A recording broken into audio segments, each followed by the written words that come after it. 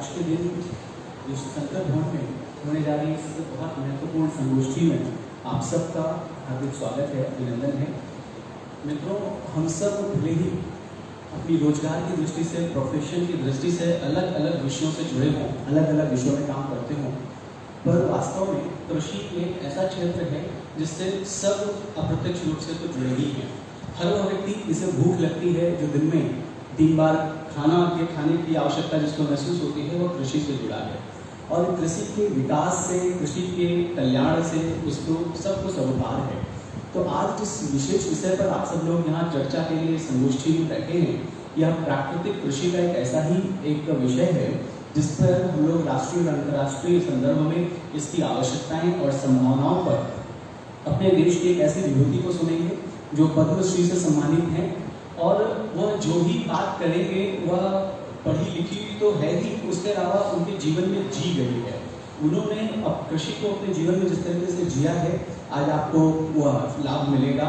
मैं मंच पर आमंत्रित अपने कार्यक्रम के मुख्य अतिथि पद्मश्री भारत भूषण त्यागी जी, हमारे विश्वविद्यालय के कुलाधिपति श्री राजीव कोटलीवाल जी, कुलपति प्रोफेसर एम.पी. पांडे जी, हमारे विश्वविद्यालय के कुल सचिव प्रोफेसर संजीव अग्रवाल जी, हमारे विश्वविद्यालय के school of agriculture science and engineering के निदेशक डॉक्टर वीरेंद्र सिंह जी, और हमारे ही डिपार्टमेंट के वरिष्ठ प्रोफेसर यशवीर सिंह जी का स्वागत इस आज के कार्यक्रम में करता हूँ। साथ ही हमारे बीच में उपस्थित बहुत सारे हमारे स्कूल्स के निदेशक, एचओडीज और आप सभी फैकल्टी मेंबर्स का आज के इस कार्यक्रम में खूब खूब स्वागत, हार्दिक अभिनंदन है। आज के इस कार्यक्रम को हम लोग दीप प्रज्वलन और सरस्वती माता के समक्ष पुष्पांजलि से प्रारंभ करेंगे। मैं निवेदन करूंगा अपने अतिथियों से कि कृपया वह दीप प्रज्वलन के लिए सरस्वती माता के सम्मुख पहुंचे। दीप प्रज्वलन और पुष्पांजलि का क्रम यहाँ से संपन्न होगा। आज के इस कार्यक्रम की जो निश्चित रूप से अपने आप में एक ऐतिहासिक होने जा रहा है, इसका श्री गणेश एक भव्य शुभारंभ यहाँ से हो रहा है।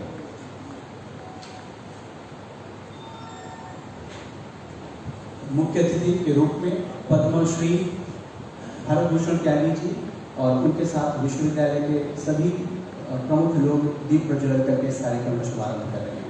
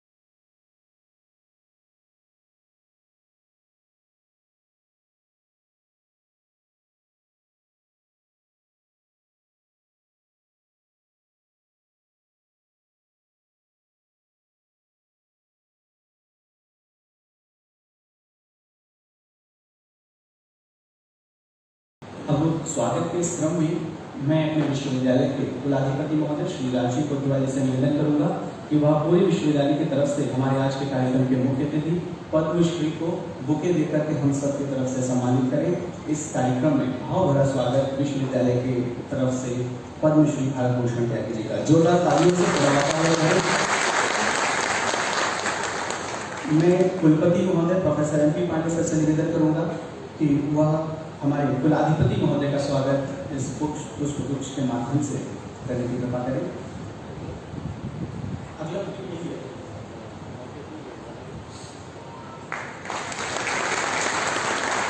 हमारे registrar sir professor Sanjeev Agarwal ji कुलपति महोदय का स्वागत बुके से करेंगे।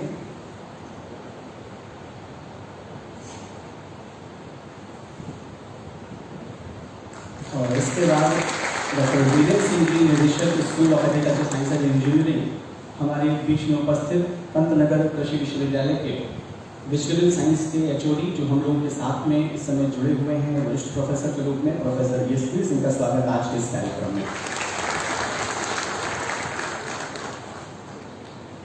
मित्रों, आदरणीय भारत भूषण त्यागी जी का हम सब के बीच में होना यह निश्चित रूप से कोई नई बात नहीं है। आदरणीय त्यागी जी का हमारे विश्वविद्यालय के साथ जुड़ाव बहुत पुराना रहा है और जब जब आवश्यकता रही है तब तब वो हमारे बीच में आते रहे हैं। मैं निवेदन करूँगा अपने वीरेंद्र सिंह जी से कि वह हमारे बीच में उपस्थित रजिस्ट्रार साहब का भी स्वागत करने की कृपा करें पुष्पगुच्छ के माध्यम से।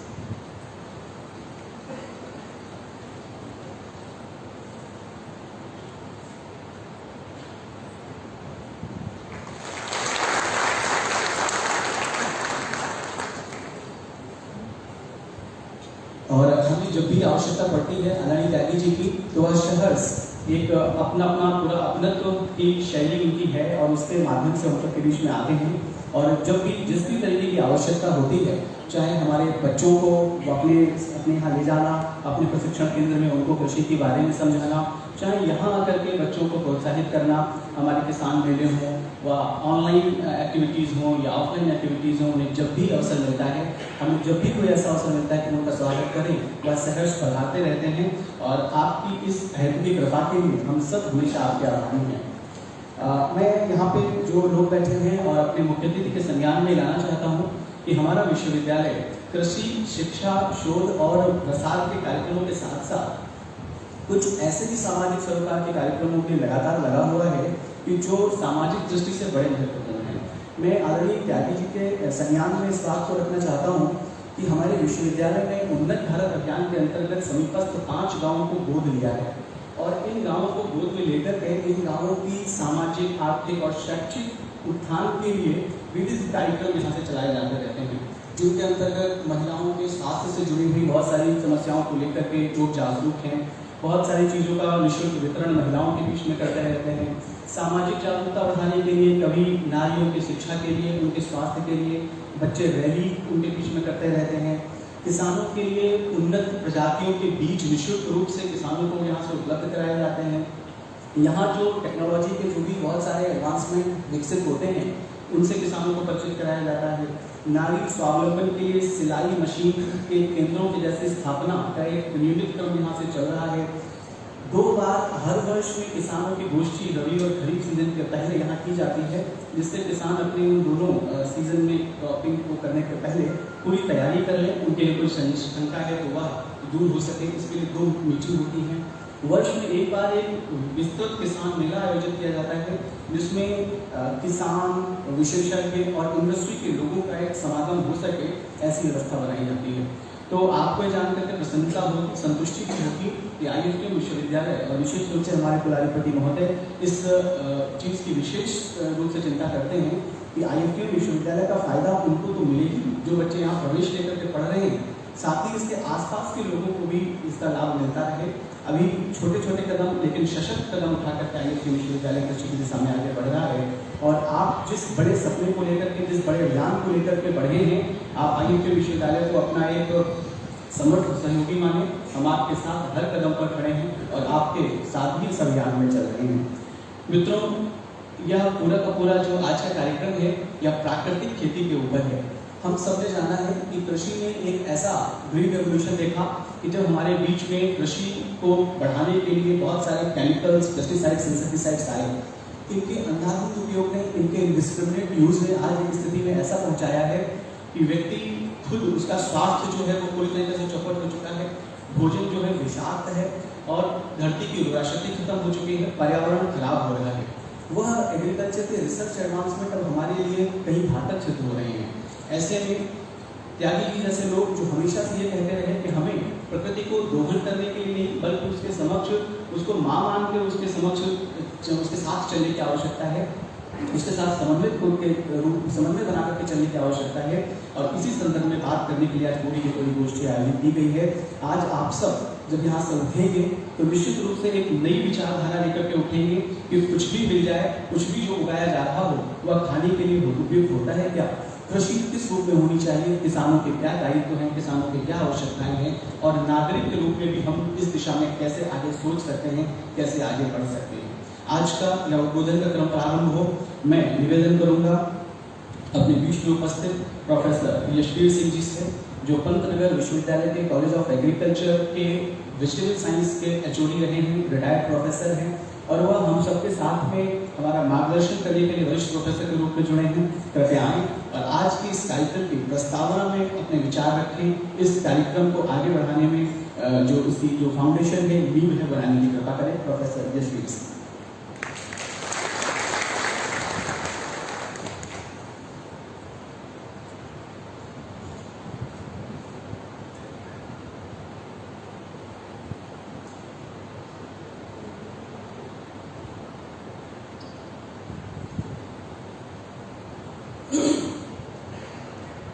आज के मुख्य अतिथि परम आदरणीय पद्मश्री भारत भूषण त्यागी जी, मंच पर विराजमान कुलाधिपति माननीय कोटिवाल जी, कुलपति पांडे सर, हमारे कुल सचिव प्रोफेसर अग्रवाल जी और एग्रीकल्चर स्कूल के निदेशक डॉक्टर वीरेंद्र सिंह, आप सभी का और यहाँ हाल में उपस्थित सभी स्कूल्स के हमारे निदेशकगण, एचओडीज, प्रोफेसर्स, स्टूडेंट्स, अधिकारी, कर्मचारीगण और यह कोई किसान भाई यहाँ पर उपस्थित हैं, तो उन सब का मैं अपने तरफ से हार्दिक स्वागत और अभिनंदन करता हूँ। विशेष स्वागत है हमारे त्यागी जी का, जो नाम से भी त्यागी हैं और वैसे भी त्यागी हैं। आपने पूरा जीवन अपना समर्पण किया है जैविक खेती के लिए, शिक्षा के प्रसार के लिए, विशेष तौर पर कृषि शिक्षा के प्रसार के लिए। और हमें बड़ी खुशी है कि वर्तमान सरकार ने किसानों को उच्च सम्मान देने की प्रक्रिया शुरू की है, जिसके तहत त्यागी जी को पद्मश्री से नवाजा गया है। ये हमारे लिए बहुत ही गौरव की बात है और इस विश्वविद्यालय के लिए बड़े सम्मान की बात है कि आपने हमारा निमंत्रण स्वीकार किया और आज की इस संगोष्ठी में आपने आने का कष्ट किया।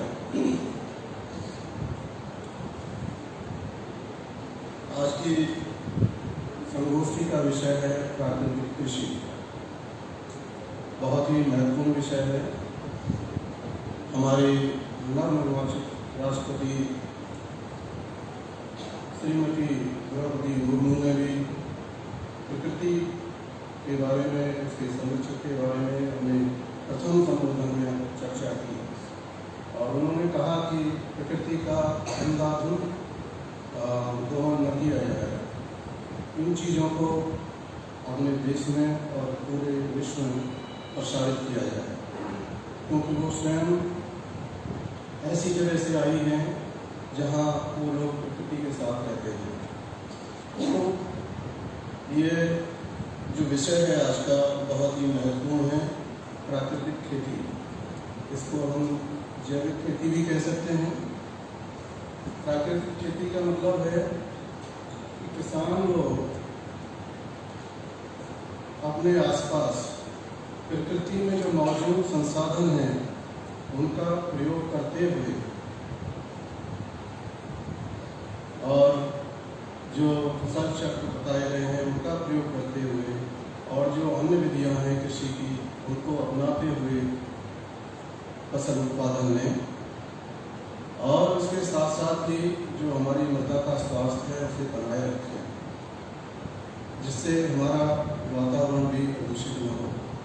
तो ये 2-3 मुख्य उद्देश्य हैं। प्राकृतिक खेती करें हम या जैविक खेती करें, यानी कि हमें उत्पादन तो लेना ही है फसलों से, उसके साथ साथ ये भी ध्यान रखना है कि जो खेत की मिट्टी है, मृदा है, वो खराब न हो, उसका स्वास्थ्य बना रहे, हमारे आसपास का जो वातावरण है वो भी प्रदूषित न हो।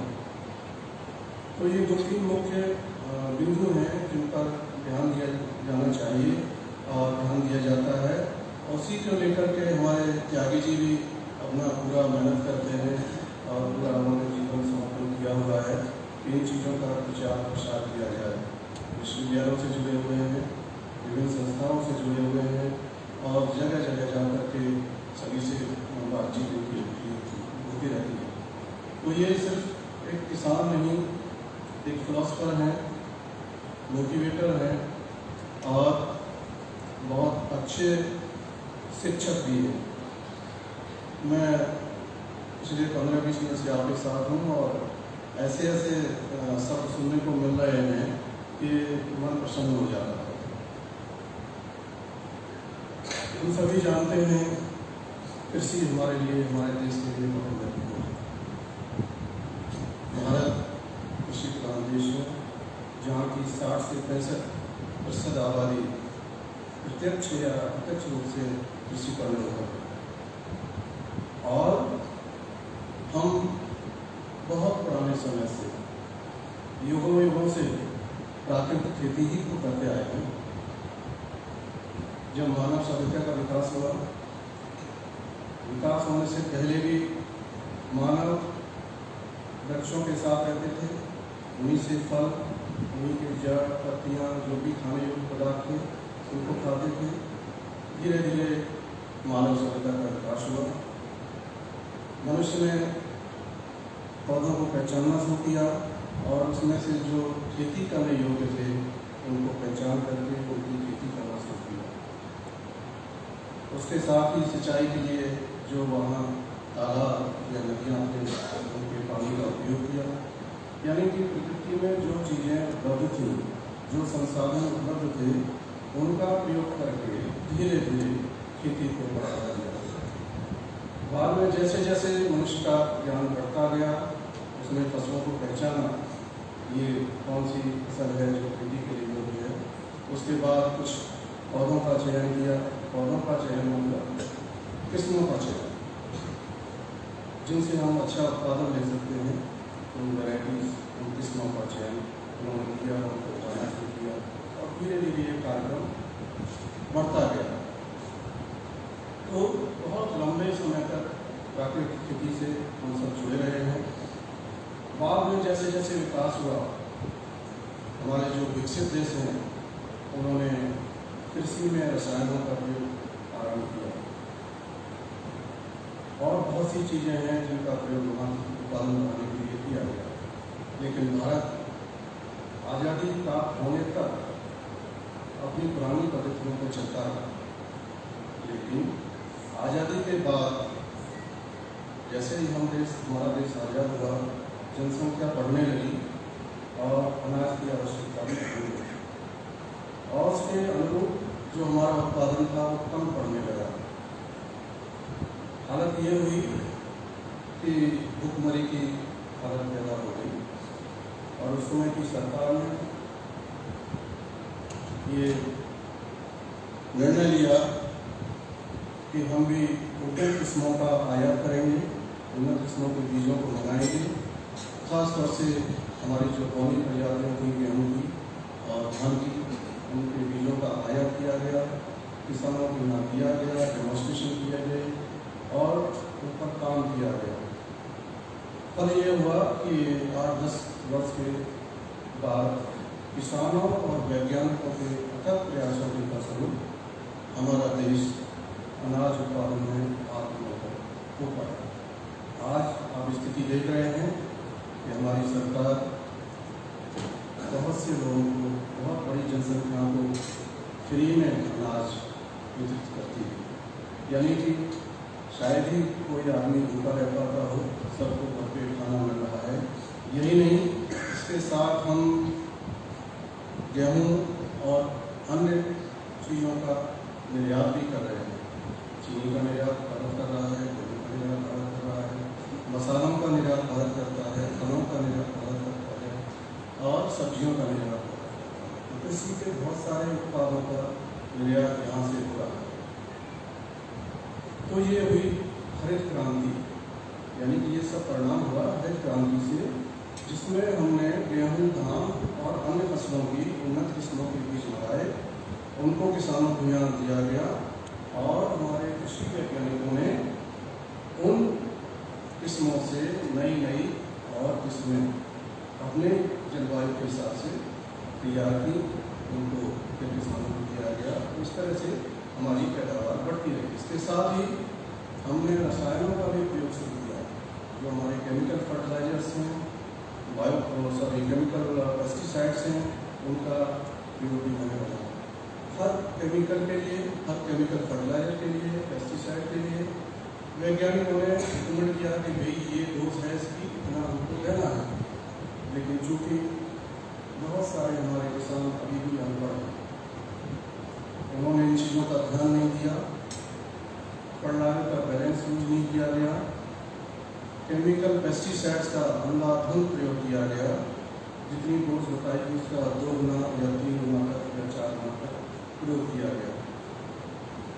फल ये हो रहा है कि उनके दुष्परिणाम आने शुरू हो गए। यानी कि जो हरित क्रांति हमने अपने देश के अनाज उत्पादन को बढ़ावा देने के लिए यहाँ शुरू की थी, या जिसका सफलतापूर्वक यहाँ पर प्रयोग हुआ, उसके दुष्परिणाम आने शुरू हो गए।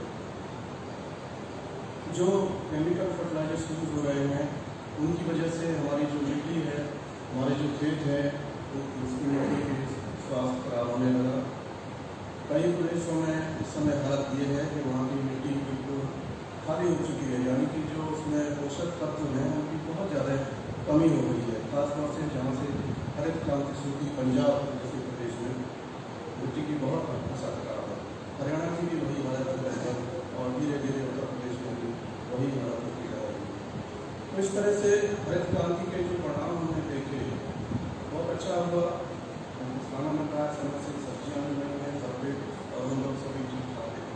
लेकिन जो हमने केमिकल फर्टिलाइजर्स यूज किए, जो पेस्टिसाइड्स यूज किए, जिनको रिकमेंडेड डोज के अलग इतर हमने यूज किया, हमारे किसानों ने यूज किया, उससे मनुष्य का स्वास्थ्य खराब होने लगा। बहुत सारी बीमारियों को बढ़ावा मिलने लगा, जैसे कैंसर है।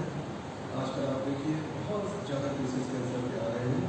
परिणाम ये सिर्फ केमिकल जो हम यूज़ करते हैं, सब्जियों पर स्प्रे करते हैं और सभी फसलों पर प्रयोग करते हैं, उनका जो अंधाधुंध प्रयोग हो रहा है, उसी का ये परिणाम है। तो फिर ये सोचा हमने तो बाद में पहले हमारे जो विकसित देश हैं विश्व के, उन्होंने कहा कि भाई जैविक खेती की जाए। ये जो हम केमिकल फर्टिलाइजर यूज करते हैं, इससे बहुत ज़्यादा नुकसान होता है। तो वहाँ ये शुरुआत हुई। इसके बाद धीरे धीरे फिर हमारे यहाँ भी ये फैला कि जैविक खेती को बढ़ावा दिया जाए। वैज्ञानिकों ने भी काम किया और हमारे त्यागी जैसे महापुरुषों ने इस पर काम शुरू किया और आज बहुत ज़्यादा जागरूकता इसमें आ चुकी है लोगों के अंदर।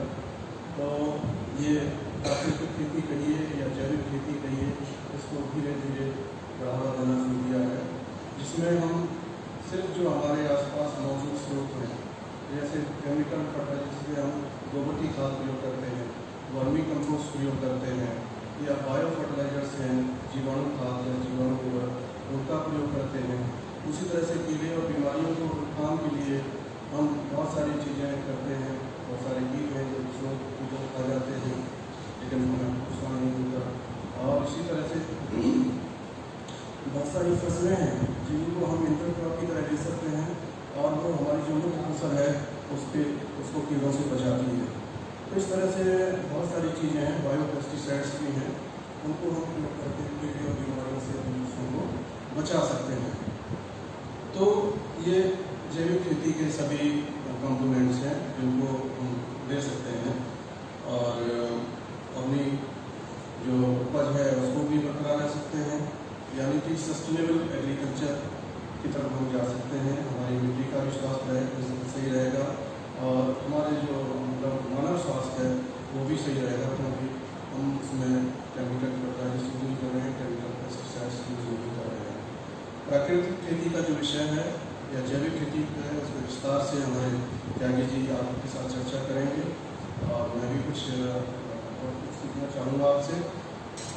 इसके साथ ही बहुत सारी कृषि पद्धतियाँ प्रचलित हैं।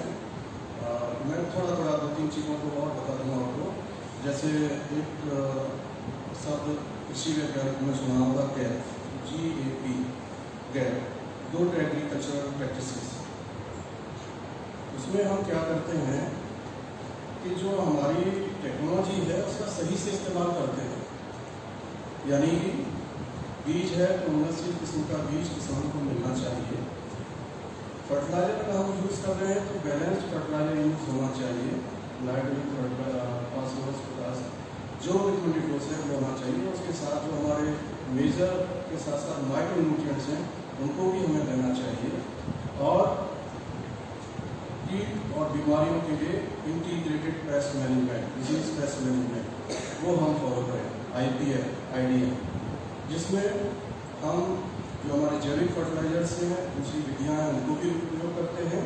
उसके साथ साथ कुछ केमिकल पेस्टिसाइड्स को भी हम रिकमेंड करते हैं। लेकिन किसानों को जागरूक होना चाहिए कि जो सप्लीमेंट डोज हैं उन्हीं को वो प्रयोग करें, उससे ज़्यादा प्रयोग करने से नुकसान होगा।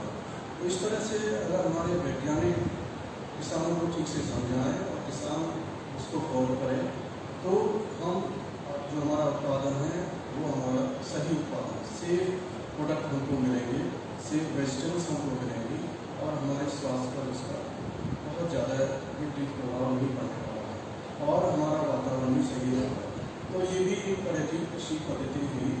इसके अलावा आजकल बात हो रही है स्मार्ट एग्रीकल्चर की, जिसमें सब कुछ ऑटोमेटिक काम चलते हैं, मैकेनाइज्ड खेती होती है।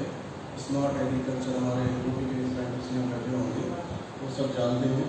ये सारी पद्धतियाँ हैं, लेकिन आज का जो विषय है प्राकृतिक खेती, हम उसी पर चर्चा करेंगे। और मैं ज़्यादा समय आपका न लेते हुए यहीं पर अपनी वाणी को विराम दूँगा। और आप सबका बहुत बहुत धन्यवाद और हमारे जो ऑर्गेनाइजर्स हैं उनका भी बहुत बहुत धन्यवाद कि मुझे थोड़ा समय यहाँ आपके समक्ष होने के लिए दिया आपने। और जो आज का प्रवचन होगा, व्याख्यान होगा त्यागी जी का, उससे हम सभी लाभान्वित होंगे ऐसी मेरी आशा है और पूर्ण विश्वास है। धन्यवाद। बहुत बहुत धन्यवाद आदरणीय प्रोफेसर ऋषि सिंह जी का। निश्चित रूप से यह केमिकल्स ने ऐसा ही खराब असर किया है। IIT कानपुर के एक शोध के अनुसार एक इंडोसल्फान एक इंसेक्टिसाइड होता है, कीड़े को मारने के लिए उपयोग होता है, अभी बैंक है, वो माँ के दूध में भी पाया गया। तो ये आप इसका असर समझ सकते हैं कि कितना अधिक है कि जो बच्चा अब तक सब्जियां और अन्न खाने में भी शुरू किया है वो भी माँ के दूध के माध्यम से इन केमिकल्स के दुष्प्रभावों से ग्रसित हो रहा है। इस चर्चा को आगे बढ़ाने के लिए मैं अब अपने विश्वविद्यालय के कुल सचिव महोदय प्रोफेसर संजीव अग्रवाल जी को आमंत्रित करता हूँ। कृपया आप मंच पर आएं और प्राकृतिक कृषि में और क्या आवश्यकताएं हम सब में हैं इस दिशा में मार्गदर्शन करने की कृपा करें। प्रोफेसर संजीव अग्रवाल जी, कुल सचिव IIT विश्वविद्यालय।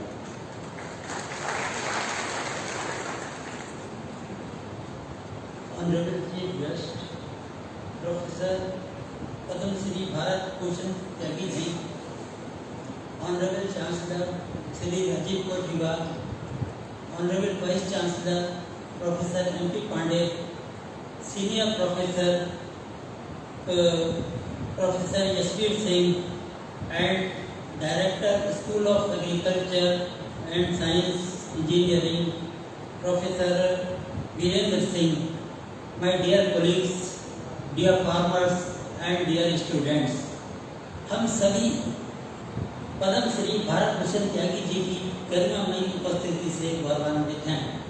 उनके हम एक्सपीरियंस को सुनेंगे, ये हमारा सौभाग्य है और हम लाभान्वित होंगे। एक्चुअली आपके निर्देशन में हमने समीपस्थ 5 गांव को गोद लिया है और वहाँ पर हमारे कार्य चलते रहते हैं। हमारा प्रयास है कि गांव खुशहाल हो। इसके तहत नारी स्वावलंबन केंद्र और वैसे भी स्वावलंबन केंद्र, अभी पीछे मैं भी 1-2 गांव में गया था तो वहाँ पर मैंने सबको बताया कि सिर्फ एग्रीकल्चर ही नहीं, आपके लिए हमारा इंक्यूबेशन सेंटर जो कि हमने IFTM यूनिवर्सिटी में शुरू किया हुआ है, उसके अंदर अगर उनके पास कोई आइडिया है तो वो स्टार्टअप्स भी स्टार्ट कर सकते हैं। मतलब हमारा एक्सपेरिमेंट के तौर पर ये 5 गांव, इनको हम पहले खुशहाल बनाने का प्रयत्न करेंगे और उसके बाद में इसी मॉडल के तहत हम कोई बाउंड्री नहीं है, ये नहीं कि समीपस्थ गांव या इन्हीं 5 गांव के लिए करेंगे। अगर किसी भी कम्युनिटी सर्विस में हम कुछ कर पाते हैं तो ये हमारा और हमारे विश्वविद्यालय का एक सौभाग्य होगा। जैसा कि अभी वरिष्ठ प्रोफेसर यशवीर सिंह जी ने बताया कि हरित क्रांति आपने बहुतों ने नहीं देखा होगा उस समय को। तत्कालीन इंदिरा गांधी के प्राइम मिनिस्टरशिप में गवर्नमेंट थी, उनका नारा दिया गया था गरीबी हटाओ और ग्रीन रेवोल्यूशन, हरित क्रांति, ये नारा दिया गया था, जिसके अंदर बड़े एग्रेसिव अप्रोच के साथ मतलब कि तरह तरह के फर्टिलाइजर जो कि हार्मफुल हो सकते थे फ्यूचर में भी, विदाउट ट्रेनिंग हमने उसको करना चालू कर दिया। लेकिन ठीक है, उस समय से क्या प्रॉब्लम सॉल्व हो गई? द प्रॉब्लम ऑफ स्टारवेशन, जो भूखमरी की समस्या थी, उससे हमने निजात पा लिया। लेकिन साथ ही हमने अपने फ्यूचर के सर्वाइवल को संकट में डाल दिया। मतलब जिस समय से इन कीटनाशकों ने या इंसेक्टिसाइड्स, पेस्टिसाइड्स, यूरिया का फर्टिलाइजर ने दुष्प्रभाव दिखाना चालू किया तो कैसा हो गया? भोजन विषाक्त हो गया। तो अब इस समय क्या किया जाए? तो मैं हमेशा से कहता हूँ कि वो भी जरूरी था। Change is basically the law of nature. ये केवल एग्रीकल्चर सेक्टर में नहीं है, ये हर सेक्टर में होता है। फॉर एग्जाम्पल बैंकिंग सेक्टर में 1969 में क्या हुआ? उस समय बैंकों को नेशनलाइज किया गया कि सारा का सारा हमारा क्या निकल जाएगा, हम बिल्कुल इकोनॉमी दुरुस्त हो जाएगी अगर हम बैंक को नेशनलाइज कर देते हैं। लेकिन 90 के डिकेड में क्या सोचा गया कि नेशनलाइज बैंक अच्छा नहीं कर पा रहे हैं और हम क्या करें, प्राइवेटाइज करें तो वो ज़्यादा अच्छा कर पाएंगे। तो इसी तरीके से इस समय हम ज़्यादा इंक्लाइंड किधर हैं? जैविक खेती की तरफ। लेकिन जैविक खेती को क्या हम अफोर्ड कर सकते हैं? ये हाँ, हम अफोर्ड कर सकते हैं। जैसे अभी माननीय त्यागी जी के साथ मैंने उनके उद्बोधन को सुना 5 मिनट पहले, तो मुझे लगा कि वास्तव में हमारी धरती माँ हमें सब कुछ देने में सक्षम है। हम ये उस तरीके से बजाय वैसे ना लें कि ये ग्रीड ना हो, हमारे अंदर एक लालच ना हो ज़्यादा से ज़्यादा दोहन करने का। हम सिर्फ एक बैलेंस बनाकर चलें और ये बैलेंस बनाने के लिए यहाँ भी वही फार्मूला लागू होता है। तो किसानों को ग्रीड ना हो तो क्या करना होगा? हमें उनके इनकम के दूसरे साधन भी, मतलब उनके एग्रीकल्चर प्रोडक्ट में वैल्यू एडिशन करना होगा। ये वो चीज़ है जो हम प्रयास कर रहे हैं IFM यूनिवर्सिटी में करने का और एक्सपेरिमेंट के तौर पर उन गाँवों में जिनको हमने गोद लिया है। ये बहुत जल्दी ही मैं समझता हूँ ये हमारा विजिबल होगा, ये दिखाई देगा, प्रयास सार्थक होगा, ऐसी उम्मीद हम सभी रखते हैं। और इसमें यह है कि change is basically the law of nature. हम चेंज को कभी भी रोक नहीं सकते। जैसे उस समय पर हरित क्रांति वो एक चेंज ऐसी थी जिससे एक गरीब आदमी ने राहत महसूस की। शाम को भरपूर मेहनत करने के बाद आदमी को रोटी मिल जाए, ये भी एक सपना होता था, फटा कपड़ा होता था। तो ये 70 के डिकेड्स की बात मैं बता रहा हूँ आपको। तो अब आज की डेट में क्या है? आज की डेट में जैसा अभी माननीय यशवीर सिंह जी ने कहा, कोई आदमी भूखा नहीं सोता है भारतवर्ष में। और सही मायनों में देखा जाए उस समय के गरीब में और आज के गरीब में जमीन आसमान का अंतर है। सिर्फ कितने साल हुए? 50 साल।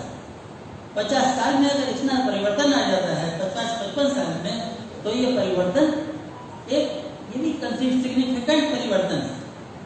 तो अब क्या किया जाए? मैं थोड़ा सा जो कॉर्पोरेट में अपने उद्बोधन में सजेस्ट करता हूँ, भाई एग्रीकल्चर पर भी लागू होता है, भाई फील्ड में लागू होता है। तो my advice is change, adopt and refocus. Change is basically the law of nature. अब हमारे लिए जैविक खेती का चेंज जरूरी है। तो हम क्या प्रयास करें? हम शिफ्ट करने को ट्राई करें। कौन सी? इस फर्टिलाइजर जो खेती से और जिसमें हम जमीन की उर्वरा शक्ति को खराब करते हैं, उससे हम शिफ्ट करने को तैयार हैं बायोलॉजिकल और ऑर्गेनिक फार्मिंग। और इसके लिए क्या करें? उसको एडाप्टेबिलिटी, इसको इजी बनाए। एडाप्टेबिलिटी ये नहीं, ट्रेनिंग नहीं दी है तो training need analysis, that is important. Farmers की क्या कराई जाए? ट्रेनिंग कराई जाए, जिसमें एक सिग्निफिकेंट रोल प्ले कर सकता है हमारा विश्वविद्यालय। और रीफोकस, रिफोकस दूसरे क्या कर रहे हैं, why to reinvent the wheels, philosophers thinkers are in planting and we have their views, उनके व्यूज हमारे पास है, सब कुछ हमारे पास है, हम क्या करें फिर, हम उनको समझ लें और उस पर काम करना शुरू करें। जैसे माननीय त्यागी जी का संरक्षण हमने लिया है और हमें विश्वास है इनके संरक्षण में हम जो कुछ करना चाहते हैं वो कर पाएंगे। तो बेसिकली रिफोकस इस हमें क्या करना है, बेसिकली अपने एक तरीके को बदलना है, जिसके लिए अगेन क्या जरूरी है, किसानों की ट्रेनिंग और जो कुछ भी जरूरी है जिससे उसके दुष्प्रभाव को, ऐसा नहीं है ऑर्गेनिक फार्मिंग का कोई दुष्प्रभाव नहीं होगा, श्रीलंका में हम देख चुके हैं, किसी भी चीज के ऊपर बिना सोचे समझे वर्क करने पर दुष्प्रभाव होगा, लेकिन सोच समझ कर करेंगे। मैं एक एग्जाम्पल भी बताना चाहूँगा, हमारे स्टूडेंट जो बायोटेक्नोलॉजी की बेंगलोर में है आजकल, शिल्पा प्रस्तोगी, जब वो यहाँ आई थी अपने बताने लगी रूफटॉप फार्मिंग कैसे वो अपनी काफी वेजिटेबल्स कल्टीवेट कर लेती है। तो ऐसा आप सब लोग भी कर सकते हैं, ये इकोसिस्टम को भी बैलेंस करने में मददगार होगा। और साथ ही साथ मैं ये भी इन्फॉर्म करना चाहूँगा कि हमारा एक स्टार्टअप इस तरह का प्रपोज है जो प्रमोट करेगा रूफटॉप फार्मिंग को। आपके सभी प्रोडक्ट को whatever you will be producing at your roof that will be purchased by the startup उसको खरीद लेगा और साथ ही साथ उसका फूड, क्योंकि जो फूड का प्रिपरेशन है इंडिया में ये बड़ा अजीब तरीके का है। फॉर एग्जाम्पल रोटी बनाने में कोई बहुत जनों को समस्या आती है, बहुत सी इस तरीके की हमारे कंटेंट्स होते हैं फूड के जिनके कुकिंग में समस्या होती है।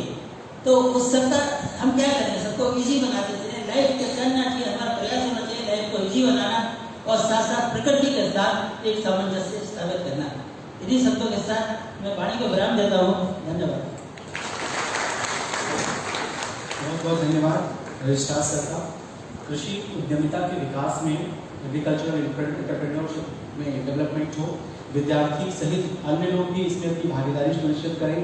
इंक्यूबेशन सेंटर के माध्यम से हमारे रजिस्ट्रार सर हमेशा इस बात पे बहुत बल देते हैं, जो निश्चित रूप से हम सब लोगों के लिए एक बहुत अच्छी अपॉर्चुनिटी है इस विश्वविद्यालय में, और उनका यह प्रयास निश्चित रूप से बहुत सराहनीय है, अभिनंदनीय है।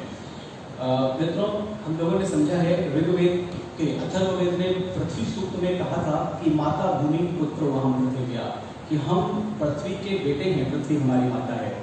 पर एग्रीकल्चर को जिस तरीके से बिजनेस में बदला जाता रहा और उसके बाद में फिर व्यापार का पूरा आक्रमण एग्रीकल्चर पे हुआ, मार्केट की चपेट में एग्रीकल्चर जिस तरीके से जाता रहा और स्थितियां ऐसी बन गई कि हमने पृथ्वी को माता तो छोड़िए जड़ चेतन भी मानने से मना कर दिया, हमने उसको निर्जीव मान लिया, जड़ मान लिया।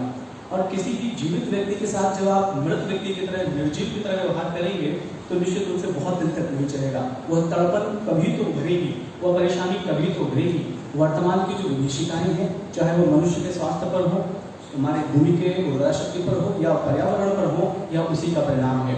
जैसा कि रजिस्ट्रार सर ने बताया कि विज्ञान अगर प्रकृति के साथ समन्वित होकर के नहीं चलता है तो फिर ऐसे ही विनाश करता है। इसी क्रम को आगे बढ़ाते हुए मैं निवेदन करूंगा अपने विश्वविद्यालय के कुलपति महोदय प्रोफेसर MP पांडे जी से कि कृपया आए, आज के इस ऐतिहासिक अवसर पर अपना संदेश हम सबको देने की कृपा करें। प्रोफेसर MP पांडे, कुलपति।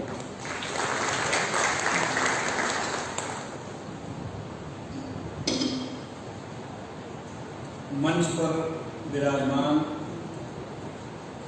पद्मश्री डॉक्टर भारत भूषण त्यागी जी,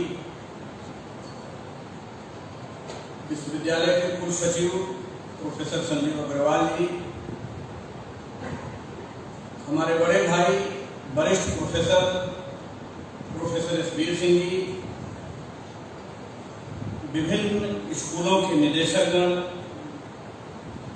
शिक्षक एवं शिक्षकेतर कर्मचारीगण, समीपस्थ गांव से आए हमारे किसान बंधु, छात्र एवं छात्राएं, सर्वप्रथम मैं विश्वविद्यालय के सभागार में संगोष्ठी के रूप में आयोजित इस कार्यक्रम में आप सभी का स्वागत करता हूं। मैं समूचे विश्वविद्यालय की ओर से, विश्वविद्यालय परिवार की ओर से कृषि के जनक कहे जाने वाले में मशहूर हम सभी के सम्माननीय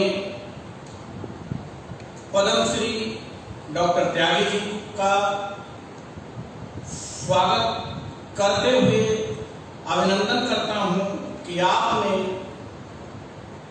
हमारे आमंत्रण को स्वीकारा और ना सिर्फ स्वीकारते हुए आज अपनी उपस्थिति से विश्वविद्यालय परिवार को एक नई ऊर्जा प्रदान की। वैसे तो विश्वविद्यालय से आपका एक लंबा जुड़ाव रहा है। 2017-18 से आपका मार्गदर्शन हमारे विश्वविद्यालय को प्रत्यक्ष रूप से, हम अप्रत्यक्ष रूप से नहीं कहेंगे, प्रत्यक्ष रूप से मिलता रहा है। चाहे वो बच्चों के ट्रेनिंग का पार्ट हो या हमारे फैकल्टी मेंबर को रिसर्च के पार्ट के माध्यम से, अथवा विश्वविद्यालय में आकर के स्कूल अथवा डिपार्टमेंट के विकास में आपने हमेशा सहयोग दिया है, आशीष दी है आपने विश्वविद्यालय के इस स्कूल को, विश्वविद्यालय को। एक बार पुनः हम सभी के तरफ से, विश्वविद्यालय परिवार के तरफ से आपका अभिनंदन। जहां तक हम जानते हैं कि मानव जीवन के संपूर्ण विकास के लिए नितांत आवश्यक है कि प्राकृतिक संसाधन प्रदूषित न हो,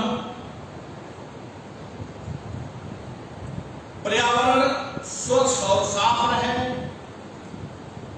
सभी को पौष्टिक आहार मिले। ये सब मात्र जैविक खेती से संभव हो सकता है। इसके बारे में विस्तृत जानकारी ना सिर्फ हम सभी लोग बल्कि हमारे बच्चे भी, छात्र छात्राएं भी यहाँ पर उपस्थित हैं। समीपस्थ गांव के किसान बंधु लोग उपस्थित हैं यहाँ पर। सब लोग आज सुनेंगे, समझेंगे और अपने जीवन में आत्मसात करेंगे। आपके डॉक्टर त्यागी जी के मार्गदर्शन में हम लोग पिछले कई वर्षों से सतत प्रयास करते हुए, आपके बताए हुए, सुझाए हुए दिशा निर्देशों को आत्मसात करते हुए हमारा कृषि डिपार्टमेंट दिन प्रतिदिन, साल दर साल लगातार आगे बढ़ रहा है। वो ना सिर्फ पठन पाठन के क्षेत्र में बल्कि इससे अतिरिक्त आसपास के गांव जो हम लोगों के द्वारा गोद लिए हुए हैं, उनके वहां सामूहिक विकास, विशेषकर बालिकाओं के लिए हम लोगों ने, आपको पता भी है, रजिस्ट्रार साहब ने भी बताया है, त्रिवेदी जी ने भी बताया कि हम लोगों ने सिलाई प्रशिक्षण केंद्र केवल नारी उत्थान के लिए स्थापित किए हैं और 5 गांव में किए हैं। और ऐसा नहीं है कि 1 मशीन 2 मशीन है, हर गांव में कहीं 5 कहीं 6, एक अच्छी संख्या में सिलाई मशीनें वहां पर लगाई गई हैं। हमारी बहनें, हमारी बेटियां वहां पर ये और बच्चों को और बहनों को सिखाने का कार्य भी कर रही हैं। इसी कड़ी में अभी हाल फिलहाल में हम लोगों ने एक योजना बनाई है कि हम फर्स्ट 5 बालिकाओं को निःशुल्क शिक्षा देंगे। उसके लिए अभी हम लोग एक एग्जामिनेशन का आयोजन करने जा रहे हैं। उम्मीद है कि आने वाले सप्ताह या 10 दिन में इसको हम पूरा करेंगे। उस परीक्षा में जो बालिकाएं हमारी, जो बेटियां हमारी भाग लेंगी, पार्टिसिपेट करेंगी, उनमें जो टॉप 5 बेटियां होंगी वो विश्वविद्यालय में जहां भी पढ़ेंगी, जिस जगह वो एडमिशन लेंगी, वो निःशुल्क एडमिशन की हकदार बनेंगी। तो ये सब कार्य कहीं न कहीं आपके बताए हुए मार्ग पर, बताए हुए निर्देशानुसार जो भी आपकी चीजें रही हैं, हम लोग आपके साथ करते हुए आगे बढ़ेंगे। इन्हीं शब्दों के साथ मैं पुनः आप सबके तरफ से, विश्वविद्यालय परिवार के तरफ से आपका हार्दिक अभिनंदन करता हूं, स्वागत करता हूं कि आप आए, अपना आपने समय निकाला, इसके लिए आपका बहुत बहुत धन्यवाद। बहुत आभार आदरणीय कुलपति महोदय का आज के इस कार्यक्रम की पृष्ठभूमि बताने के लिए। मित्रों, अब वह समय आया है जब हम सब आज के मुख्य अतिथि को सुनेंगे, पद्मश्री को सुनेंगे। मित्रों, एग्रीकल्चर में जनरली बड़े लोग ऐसा कहा करते हैं कि कृषि की जो वर्तमान व्यवस्था है उसका अवनति का कारण यह है कि कृषि में जो पढ़ लेते हैं वो कृषि करते नहीं, और जो कृषि करते हैं वो कृषि के बारे में पढ़ते नहीं। यह बहुत बड़ी अव्यवस्था इसमें रहती है। आदरणीय त्यागी जी, आप सबके पास में बुलंदशहर में बेटा में स्याना तहसील में जन्मे और दिल्ली यूनिवर्सिटी से 1974 में PCM से ग्रेजुएशन करने के बाद वह गांव लौटे। जनरली एक मान्यता है कि भारत में जो थोड़ा पढ़ता है वो गांव छोड़ता है, जो ज़्यादा पढ़ता है वो शहर छोड़ता है, और जो बहुत ज़्यादा पढ़ता है वो देश छोड़ देता है। पर वह ऐसे व्यक्ति के रूप में विकसित हुए जो थोड़ा पढ़े तो गांव से जुड़े, थोड़ा और पढ़े तो अपने शहर बुलंदशहर और पश्चिमी उत्तर प्रदेश के काम आए, और जब उन्हें और सम्मान मिला और विकसित हुए तो पूरे देश के काम आ रहे हैं और एक देश के प्रतिष्ठित व्यक्तियों के रूप में जाने जाते हैं। त्यागी जी का जीवन ऐसा है, वास्तव में वह देखने में जितने सरल हैं, सहज हैं, उनका व्यक्तित्व उतना ही विराट है। उन्हें कितने सम्मान मिले हैं, कितने पुरस्कार मिले हैं, इसकी जानकारी तो मैं आपको दूंगा, लेकिन वास्तव में वो पुरस्कार सम्मान उनके व्यक्तित्व के सामने बहुत छोटे हैं। 2019 जब उन्हें पद्म पुरस्कार मिला तब तक उन्होंने 80,000 किसानों को अपने सेंटर पर रख करके उन्हें प्रशिक्षित दिया था। ऐसी व्यवस्था उन्होंने अपने यहाँ बनाई है कि कुछ सिर्फ पढ़ाई नहीं, सिर्फ थ्योरी नहीं, करके दिखाना होता है, करके सिखाना होता है, और खुद करके सिखाते हैं। और एग्रीकल्चर में सिर्फ बातें ही नहीं, सब कुछ प्रोडक्शन से लेकर के मार्केटिंग तक, प्रोसेसिंग तक, सारा कुछ उनके यहाँ पर होता है। उसको सीखने के लिए पूरे देश भर से किसान आते हैं, वैज्ञानिक आते हैं, कृषि के शिक्षक आते हैं, और विदेशों से भी बहुत सारे लोग उनके यहाँ आकर के, उनके यहाँ रह करके और फिर अपने कृषि के तरीके को सीखते हैं। उन्होंने भी अपना अनुभव इस तरीके से विकसित किया कि एक समय में ग्रीन रेवोल्यूशन के बाद में जो आई हुई हवा थी उसमें रहते हुए केमिकल्स और उनके सारी चीज़ों को उन्होंने भी उपयोग किया, पर समय रहते हुए सचेत हुए, इसके दुष्प्रभाव के प्रति जागरूक हुए।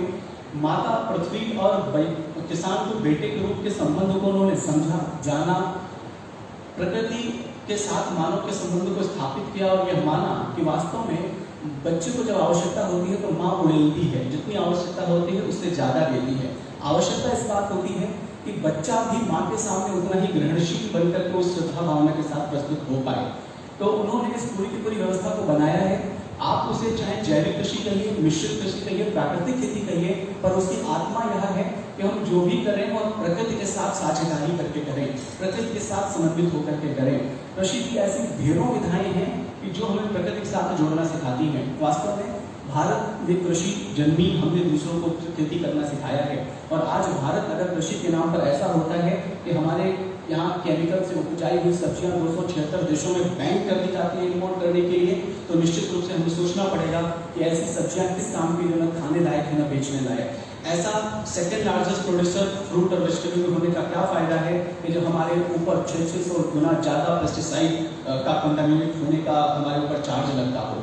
तो ऐसे में देखना पड़ता है ऐसे ऋषियों की तरफ जिन्होंने कृषि को एक दूसरी क्रांति से निकाला है और लोगों के सामने ऐसे रखा है कि आप उसको ऐसे रूप में ले पाएंगे जब कृषि आपकी आर्थिक स्वास्थ्य को भी सही करेगी, आपके शरीर के स्वास्थ्य को भी सही करेगी और अगली आने वाली पीढ़ियां भी धरती और पर्यावरण को वैसा ही पाएंगी जैसा हमने पाया है। कहीं ऐसा ना हो कि हम पानी खत्म कर दें, उर्वरा शक्ति खत्म कर दें और अगली आने वाली पीढ़ी कैसे जिएगी।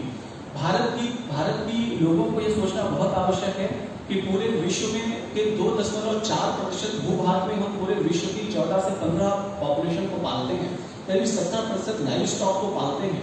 भूमि तो उतनी ही है 2.4% और ये लगातार कम होती जा रही है, पॉपुलेशन बढ़ती जा रही है। पूरे विश्व के 4.2% पानी की उपलब्धता में हम पूरे विश्व की 70% पॉपुलेशन को पालना ये भारत के लिए एक बहुत बड़ा चैलेंज है और इसमें उत्पादन भी भरपूर हो, गुणवत्ता युक्त हो, लोगों की सेहत को खराब करने वाला नहीं, सेहत को बनाने वाला हो। हमारी सब्जियां कैंसर कारक न हो, वह लोगों के हर तरीके के स्वास्थ्य को बनाए। इसके लिए बहुत आवश्यक होता है त्यागी जी जैसे लोगों की तरफ देखना, उनके प्रयोगों की तरफ देखना, ये समझना कि वह कैसे आगे बढ़ रहे हैं, कैसे क्या क्या चीजें उन लोगों को सिखा रहे हैं। हमारे देश में एक प्रोग्रेसिव किसान के रूप में, एक शिक्षक के रूप में, एक प्रशिक्षक के रूप में आप जाने जाते हैं और उत्तर प्रदेश सहित अन्य ढेर सारी राज्य सरकारों ने आपको सम्मानित किया है। पंतनगर एग्रीकल्चर यूनिवर्सिटी ने आपको मानद डॉक्टरेट की उपाधि दी है। उसके साथ ही अनेक विश्वविद्यालय आपका सम्मान करते हैं। उसके अलावा आपको एक धरती मित्रता अवार्ड जो है वो ऑर्गेनिक वर्ल्ड कांग्रेस जैविक विश्व जैविक कुंभ में आपको धरती पुत्र की संज्ञा दी गई और जिसके नाम से आप इस समय पूरे देश में जाने जाते हैं।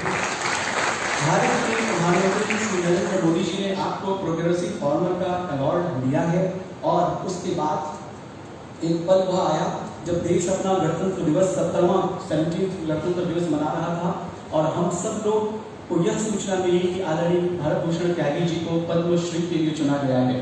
और निश्चित रूप से मैं त्यागी जी को यह बताना चाहता हूं कि आप सच माने वह पुरस्कार तो बहुत लोगों के लिए खुशी की बात थी, आपके लिए तो जैसा अनुभव होगा वो आप ही जानते होंगे, लेकिन वह पल जब आप महामहिम राष्ट्रपति के हाथों पद्मश्री का पुरस्कार ग्रहण कर रहे थे, आईआईटी विश्वविद्यालय में भी एक माहौल था, हम भी गौरवान्वित थे क्योंकि आप उससे पहले से हमसे जुड़े हुए हैं और अपने ही परिवार, अपने ही आंगन के व्यक्ति को कोई ऐसा बड़ा सम्मान देखते हुए हम सब लोग प्रसन्न भी थे, भावुक भी थे। और उसके बाद ऐसा एक क्रम कोरोना की वजह से आया कि हम सब चाहते हुए भी आपको यहाँ बुला करके सम्मानित कर पाने में थोड़ा सा लेट हो गए, लेकिन आप ये मान के चलिए कि हमारे हृदय आपके लिए भावों से भरे हैं, सम्मान से भरे हैं और बिल्कुल उसी अपनत्व से भरे हैं कि जैसे आप हमारे ही आंगन के कोई व्यक्ति हैं। और मुझे याद है 2018 में आप जब एग्रीकल्चर कॉलेज में आए थे तो मैंने आपसे निवेदन किया था कि आईआईटी विश्वविद्यालय को अपने ही घर का आंगन समझें और यहाँ जब आवश्यकता हो तो इसका उपयोग अपने हाथों से करें। आईआईटी विश्वविद्यालय द्वारा आपके दिए गए हर एक विचार पर आगे चलने में हम गौरव का अनुभव करेंगे और एक समर्थ सहयोगी के रूप में आपको पाकर हम लोग बहुत प्रसन्न हैं, धन्य हैं। तो मित्रों, बिल्कुल अधिक समय न लेकर के मैं आदरणीय अपनी भारत त्यागी जी के बारे में बहुत देर तक बोल सकता हूँ क्योंकि उनका जीवन बहुत नजदीक से देखा है, पर अधिक समय न लेते हुए आज समय उनका है, हम सब लोग उनका सुनना चाहते हैं।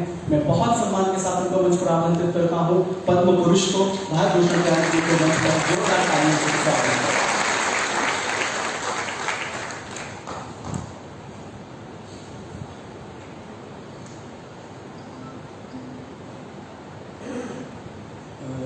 सभागार में उपस्थित मैं अपने सभी बहन भाइयों को हृदय से प्रणाम करता हूँ और एक मित्रता के भाव से सभी को स्वीकार करते हुए उज्ज्वल भविष्य की कामना के साथ हम लोग आगे बढ़ें।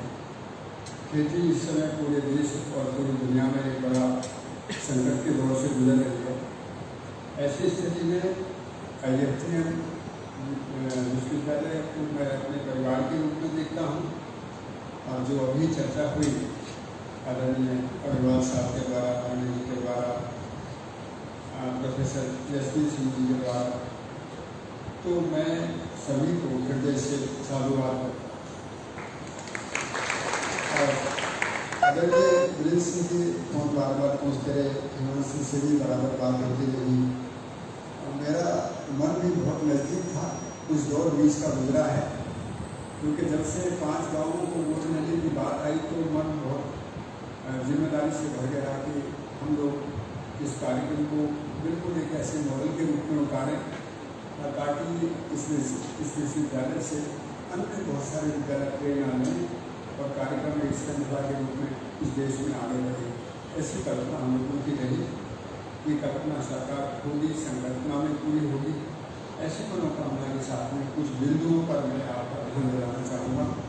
क्योंकि सभी लोग खेती से तो जुड़े हैं, चाहे खेती हम करते हों या ना करते हों, लेकिन शुद्ध भोजन, हवा, पानी, पर्यावरण, प्राकृतिक संतुलन की सभी को जरूरत है और इन सभी विधाओं की, इन सभी आवश्यकताओं को हम खेती के रूप में दर्शाते हैं। तो मैं किसान होने के नाते फिर पुनः आपको मित्र भाव से प्रणाम करते हुए पहले कुछ विश्वविद्यालय के स्तर के कुछ मुद्दों को आपको स्पष्ट करना चाहता हूँ। पूरे देश में कृषि को सही दिशा और दशा में ले जाने का काम हम 4 मौलिक प्रवृत्तियों के साथ करते हैं। उनमें एक प्रवृत्ति है अनुसंधान की प्रवृत्ति, दूसरा शोध की प्रवृत्ति, तीसरा शिक्षा की प्रवृत्ति और चौथा नीति की प्रवृत्ति।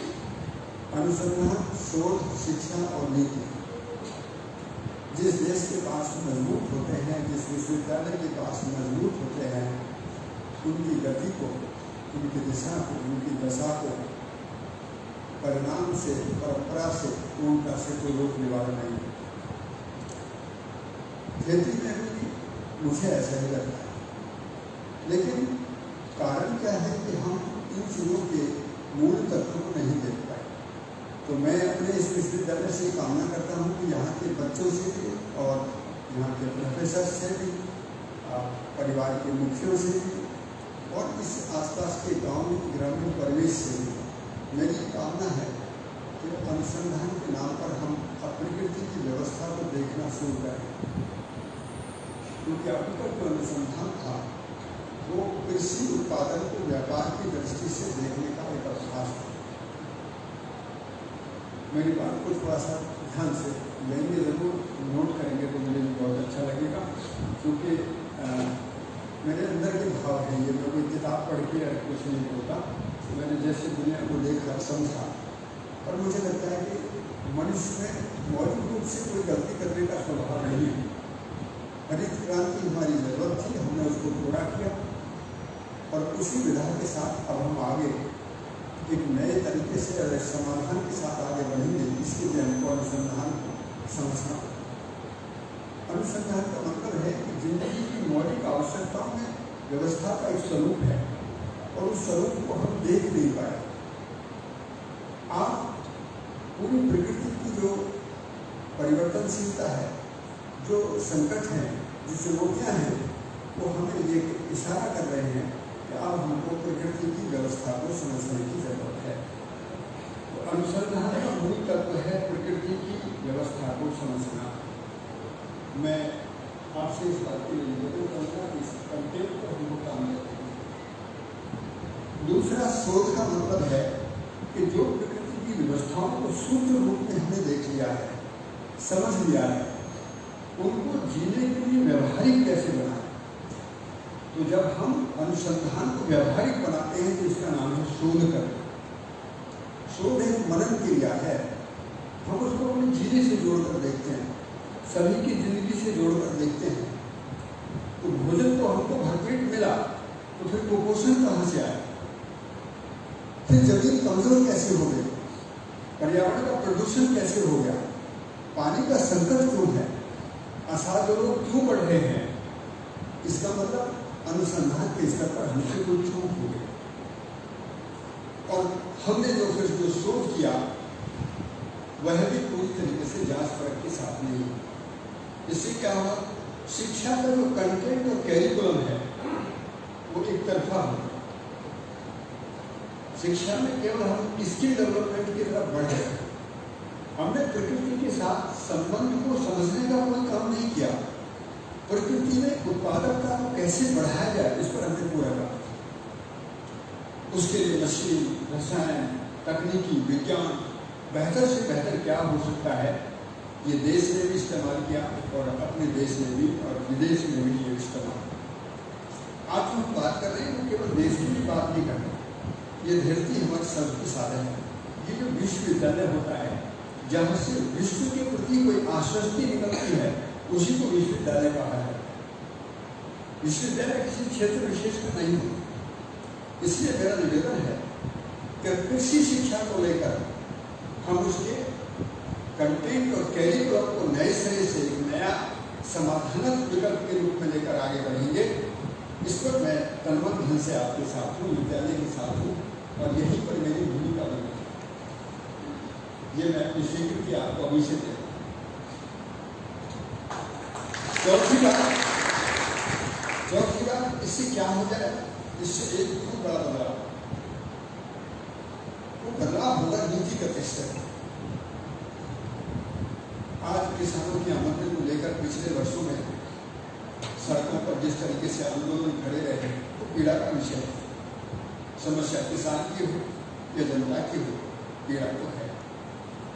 लेकिन यदि हमारे नीतिगत सिद्धांत कहीं ना कहीं कृषि को सही दिशा की ओर ले जाते, तो देश में इस तरीके के असंतुलन और आंदोलनों की जरूरत नहीं होती। तो विद्यालय का चौथा कार्यक्रम बनता है कि हम नीतिगत निर्णय भी बहुत मजबूती के साथ लें। और नीतिगत निर्णय का मतलब है कि प्राकृतिक संसाधनों का संरक्षण और संवर्धन करते हुए हम इस देश को अपनी आर्थिक संतुलन, पर्यावरणीय संतुलन, सामाजिक संतुलन और जितना भी हम संतुलन को जिस आयाम में देख सकते हैं, उसके साथ कैसे आगे बढ़ें। इसके लिए मैं आपको छोटे छोटे उदाहरण देकर कुछ बातों को रखना चाहता हूँ। कैसे आंदोलन उठ जाते हैं। जब हम देश में हरित क्रांति के लिए आगे बढ़े थे, उस समय हमारे सामने जो समस्या थी वो खाद्यान्न की कमी थी। और खाद्यान्न की कमी के भी दो कारण हो सकते हैं। एक तो वास्तव में खाद्यान्न कम था, और एक हमारी वितरण प्रणाली में भी दोष था। ये जरूर ध्यान से आया, क्योंकि हम आजाद हुए थे, हमारे पास में कोई तंत्र नहीं था, ना कृषि का तंत्र था, ना विपणन का कोई तंत्र था, हमारे पास कोई व्यवस्था नहीं थी। हम व्यवस्था बना रहे थे, हम दुनिया से व्यवस्थाओं को सीख रहे थे। उस दौर में उत्पादन और विपणन के बीच की जो असंतुलन था, इसको हम पूरा नहीं कर पाए, पूरा देख नहीं पाए, और हमने उत्पादन को बढ़ाए जाने के लिए जो तरीके इस्तेमाल किए, उनमें सरकार का लक्ष्य रहा बढ़ती हुई जनसंख्या का पेट भरना। ध्यान में आ गया? इसके लिए वैज्ञानिक ने क्या लक्ष्य बनाया? उत्पादन क्रिया को बढ़ाना, उसके लिए तकनीकी इनपुट्स या जो भी संसाधन है उनको किस तरीके से किसानों तक पहुंचाया जाए, उनकी जांच हो। और ये वैज्ञानिकों ने बड़ी निष्ठा के साथ काम इस देश में हर चीजों की सिफारिशें तय की। हमने उन सिफारिशों का प्रयोग करके देखा है अपनी जिंदगी। तो वैज्ञानिक ने उत्पादन बढ़ाए जाने के लिए निष्ठा से काम किया। किसानों ने उत्पादन बढ़ाए जाने के लिए कमर तोड़ मेहनत की। आप सभी को ध्यान से सुन रहे हैं। पहला काम किसने किया? हमने लक्ष्य निर्धारित किया कि सरकार और जनता को भूखमरी से बचाएगी, हमेशा हमारे गोदाम भरे रहे, हमारे पास खाने पीने की चीजों की कमी ना हो। सरकार ने अपना लक्ष्य तय किया, वैज्ञानिक ने अपना लक्ष्य तय किया, किसान ने अपना लक्ष्य तय किया, और वितरण प्रणाली जो व्यापार के कानूनों के जरिए स्थापित की गई, उसने भी अपना लक्ष्य तय किया। उसका लक्ष्य केवल पैसा कमाना। क्या करना है? केवल पैसा कमाना।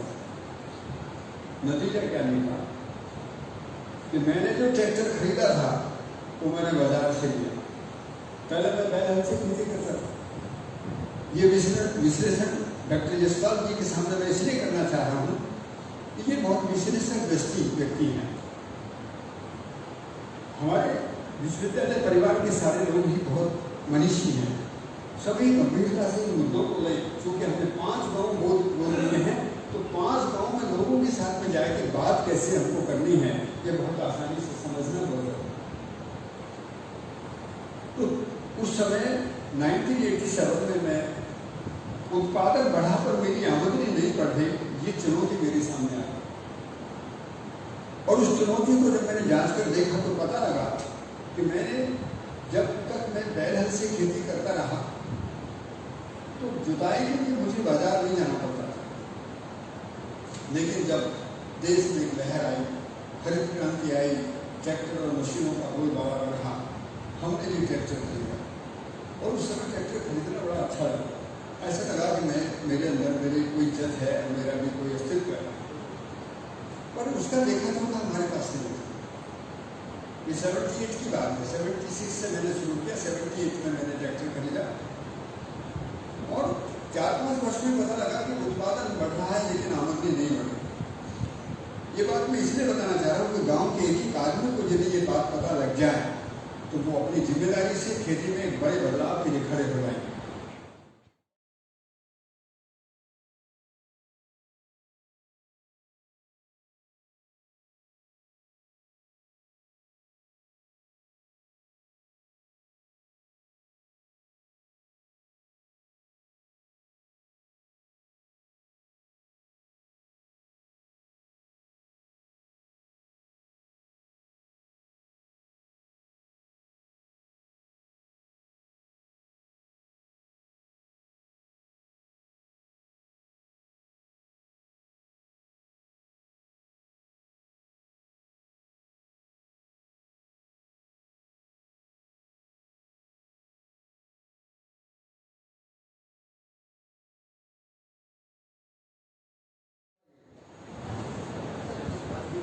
ट्रैक्टर मैंने कहाँ से लिया? बाजार से।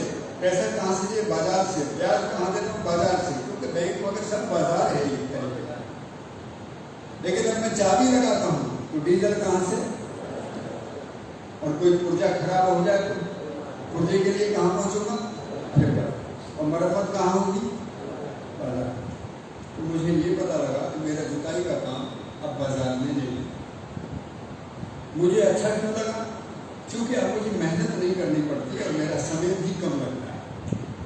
तो केवल सुविधा की दृष्टि से ही बाजारवाद हमारे सर पर बैठ गया। और मुद्दा केवल ट्रैक्टर का नहीं, सिंचाई के लिए भी जो मशीन उपकरण ईंधन मरम्मत इस्तेमाल किए गए उनका स्रोत भी कौन था? बाजार। हम बीज कहाँ से खरीद कर लाए? बाजार से। खाद हम कहाँ से खरीदते हैं? बाजार से। दवाई हम कहाँ से खरीदते हैं? बाजार से। तो हमको 87 में ये पता लगा कि अब खेती मैं नहीं करता हूँ, कौन करता है? बाजार। ये वास्तव में खेती का बाजार ही करना।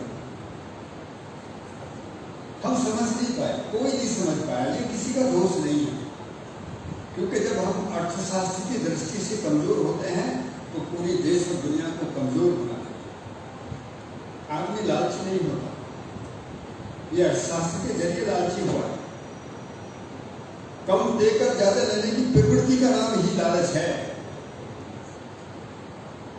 और ये प्रवृत्ति कहीं न कहीं संबंधों को ताक पर रखकर ही आती है, विश्वासघात होने पर ही आती है।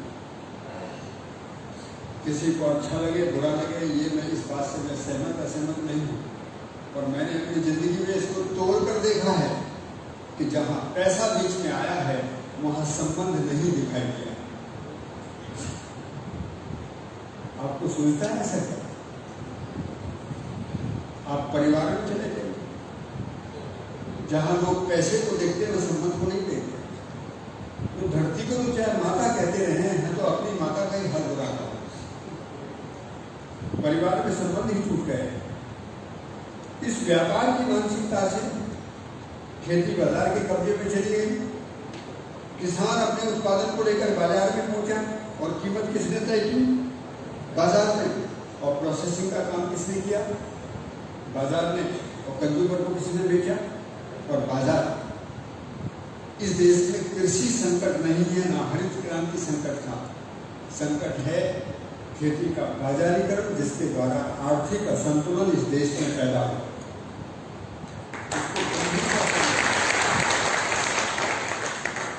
यदि इस देश की कॉरपोरेट जगत को किसानों के पसीने की कीमत समझ में आ गई होती तो मेरे 2000 रुपए के गेहूं से 20,000 के बिस्कुट बेचने में वो कहीं ना कहीं किसानों के लिए कोई पुरस्कार राशि तो तय कर लेता, लेकिन नहीं। यहाँ बात ही नहीं होती, यहाँ तो बात ही अलग ढंग से होती है।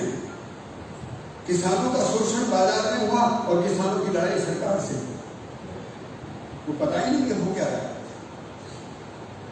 क्योंकि इस देश में संवाद नहीं हो, बातचीत नहीं हो। हम लोगों को व्यापार ने इतना अकेला कर दिया है कि कई बार ये अकेलापन इतने बड़े संकट में बनता है कि मैं IIT में कई बार गया हूं इस बात को जांचने के लिए कि IIT की पढ़ाई पढ़ने वाला बच्चा भी सुसाइड कैसे करता है, ये आत्महत्या कैसे करता है। पता लगता है कि दूसरे के सपनों का दबाव इतना बढ़ा कि उसका अपना अस्तित्व उसने नकार दिया। आत्महत्या कोई बड़ी चीज नहीं होती। हम बाहरी दबाव से इतने बोझिल हो जाते हैं कि अपने अस्तित्व को नकार देते हैं, अपने जीने को नकार देते हैं। वो दबाव किसी प्रकार का आकर्षण का हो सकता है, किसी के सपनों का हो सकता है, कल्पनाशीलता का हो सकता है। मैं अपने इस विश्वविद्यालय के सभी अध्यापकों से, सभी बच्चों से और सभी किसान साथियों से निवेदन करने आया, सपने देखने की जरूरत नहीं है। ये संपूर्ण प्रकृति का दर्शन का जो स्वरूप है, ये सपने के रूप में हमारे सामने है। हमारे अलग से कौन से सपने होंगे? धरती के साथ जीना है, पेड़ पौधों के साथ जीना है, पशु पक्षियों के साथ जीना है, आदमी के साथ जीना है। इससे अलावा कौन सा सपना देखने की जरूरत है? हमें तो नहीं दी, हमें तो यही सपने दिए कि मैं धरती की व्यवस्था के साथ कैसे जीऊं, पेड़ पौधों की बीज परंपरा को बनाकर कैसे जीऊं, पशु पक्षियों की वंश परंपरा बनी रहे और मेरा जीना कैसे इनके लिए उपयोगी हो, और एक मानव दूसरे मानव के साथ खिलखिलाकर पूरी जिंदगी जिए। इसके लिए क्या किया जा सकता है? ये महत्वपूर्ण काम है विश्वविद्यालय। विश्वविद्यालय नीतिगत स्तर पर एक बहुत ही ठोस बात को प्रस्तुत करें कि जब हरित क्रांति हमने शुरू की थी उस समय हमारा लक्ष्य परिस्थितियां थी और हमारे जो कृषि के कानून थे वो व्यापार के थे। आज हम इसको बदल देंगे। क्या करेंगे? अब हमारी नीति प्रकृति की व्यवस्था है और हमारे जो कानून हैं वो व्यवसाय के होंगे, अर्थात उत्पादक से लेकर उपभोक्ता तक किसी का शोषण नहीं होगा। ऐसा तंत्र स्थापित किए जाने की जरूरत है और इसी के लिए गांव का गोद लेना बहुत बड़ा कार्य है। यही कार्य है। उत्पादन संतुलन, गुणवत्ता नियंत्रण, प्रसंस्करण, मूल्य संवर्धन, उनका बाजार या विपणन करना, ये गांव का कार्य है, ये बाजार का नहीं है। इसलिए खेती को व्यापार के चंगुल से निकालकर, चंगुल माने मानसिकता से, मैं किसी बाजार का विरोधी नहीं हूँ। बाजार में भी तो जो लोग बाजार का काम कर रहे हैं वो भी तो मेरे ही मित्र है, बस मानसिकता का अंतर है। मानसिकता बदल जाती है, सब कुछ बदल जाता है। हम लोग कॉर्पोरेट की मानसिकता की बात करें, कॉर्पोरेट की मानसिकता नहीं है। लाभ की मानसिकता जहां की है वहीं खतरा है। हमने देखा कि यदि किसी शहर में जाते हैं और रिक्शे वाले मुझे पता लग गया कि ये भाषा इनकी इस क्षेत्र की नहीं है, तो वो 20 रुपए के लेके 40 रुपए हमको बढ़े। होता है कि नहीं होता? होता है। तो मानसिकता में वहां भी दोष आया है, लेकिन उसी मानसिकता को हम यदि जगाते हैं तो वो मानसिकता जाग जाती है। आज मानवीय स्वभाव को जगाने की जरूरत है। मैंने पहला निवेदन आपसे ये किया कि विश्वविद्यालय की और गांव के साथ में गहरी भूमिका है। हम कृषि के व्यावसायिक प्रबंधन पर गांवों के साथ काम करेंगे, ये संकल्पना हमारी उभर जाए इस विश्वविद्यालय की। और मैं निवेदन करूंगा कि जिस तरीके की घटनाएं चल रही हैं उस तरीके की घटनाओं को न जोड़ा जाए। और एक बात में बड़ा संकेत समझ लीजिए, बहुत बढ़िया, ये दुनिया किसी को पहलवानी के लिए घी नहीं देती, ये पहलवानों को घी देती।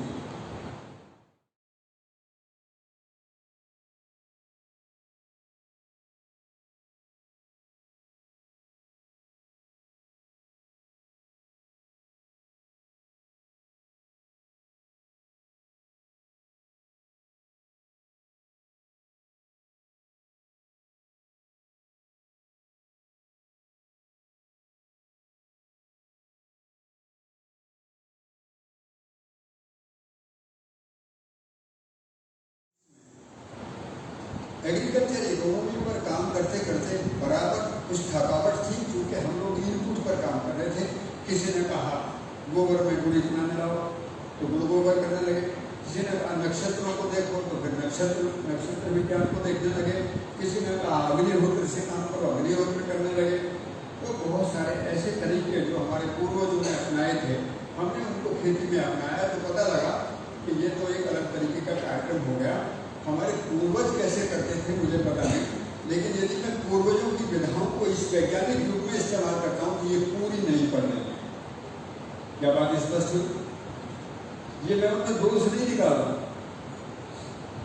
लेकिन जहां हम चंद्रमा पर जाने की बात कर रहे हैं और वहां हम गुड़ गोबर में से कोई बहुत बड़ी इकोनॉमी निकाल लेंगे, ये थोड़ी सी बात हम लोगों को पूरी नहीं पड़ती। इसके लिए भी हमको विज्ञान के आधार पर उसका सही वैलिडेशन करना, उसकी सही जांच परख करना, उसका मूल्यांकन करना। नहीं करेंगे तो क्या हो जाए? श्रीलंका का उदाहरण देते रहे हम लोग, डेवलपमेंट के लिए कभी चाइना का उदाहरण देते हैं, कभी श्रीलंका का उदाहरण देते हैं। हम ये निवेदन कर रहे हैं, अपना उदाहरण दीजिए। तो हमने क्या किया, हमने उस समय इन चीज़ों को जांच कर देखा। बड़ी अर्थशास्त्र की दृष्टि से बड़ी कमजोर नजर आने लगी। ये खेती कोई करना नहीं चाहता, पढ़ा लिखा भी खेती नहीं करना चाहता। और उस समय एक गांव का और बड़ी दुर्दशा मैंने देखी कि गांव में शिक्षित वर्ग जो बच्चे थे, जो कहीं ना कहीं उनके भविष्य ऐसे दिख रहे थे कि ये गांव में ही रहेंगे, उनकी शादी के भी टोटे थे। टोटे मैंने समझ रहे, उनकी शादी करने को भी कोई तैयार नहीं था। मैं तो बहुत पुरानी घटना की बात आपसे कर रहा हूँ, अब तो ये और ज्यादा हो गया। तो ऐसे में मुझे लगा गाँव तो खत्म हो जाए, तो फिर मैं क्या करूँगा गाँव में? तो हमने भी कुछ कभी कभी मन दोगला होता था। हम सोचने लगे क्यों ना जब संपत्ति को बेच दें और कहीं शहर में जाकर रहेंगे। तो एक दिन मैं खेत में बैठा था, 1997 में मुझे कुछ ध्वनि आने लगी भारतीय दर्शनों की। और उस ध्वनि में एक ध्वनि आई कि एक दर्शन है जिसने परमाणु के विकास क्रम व्यवस्था को बहुत बारीकी से समझा है, प्रकृति की व्यवस्था को समझा है, और आदमी प्रकृति की व्यवस्था के साथ कैसे जिया गया इस विधा को समझा है। उस दर्शन का नाम है मध्यस्थ दर्शन सहअस्तित्ववाद।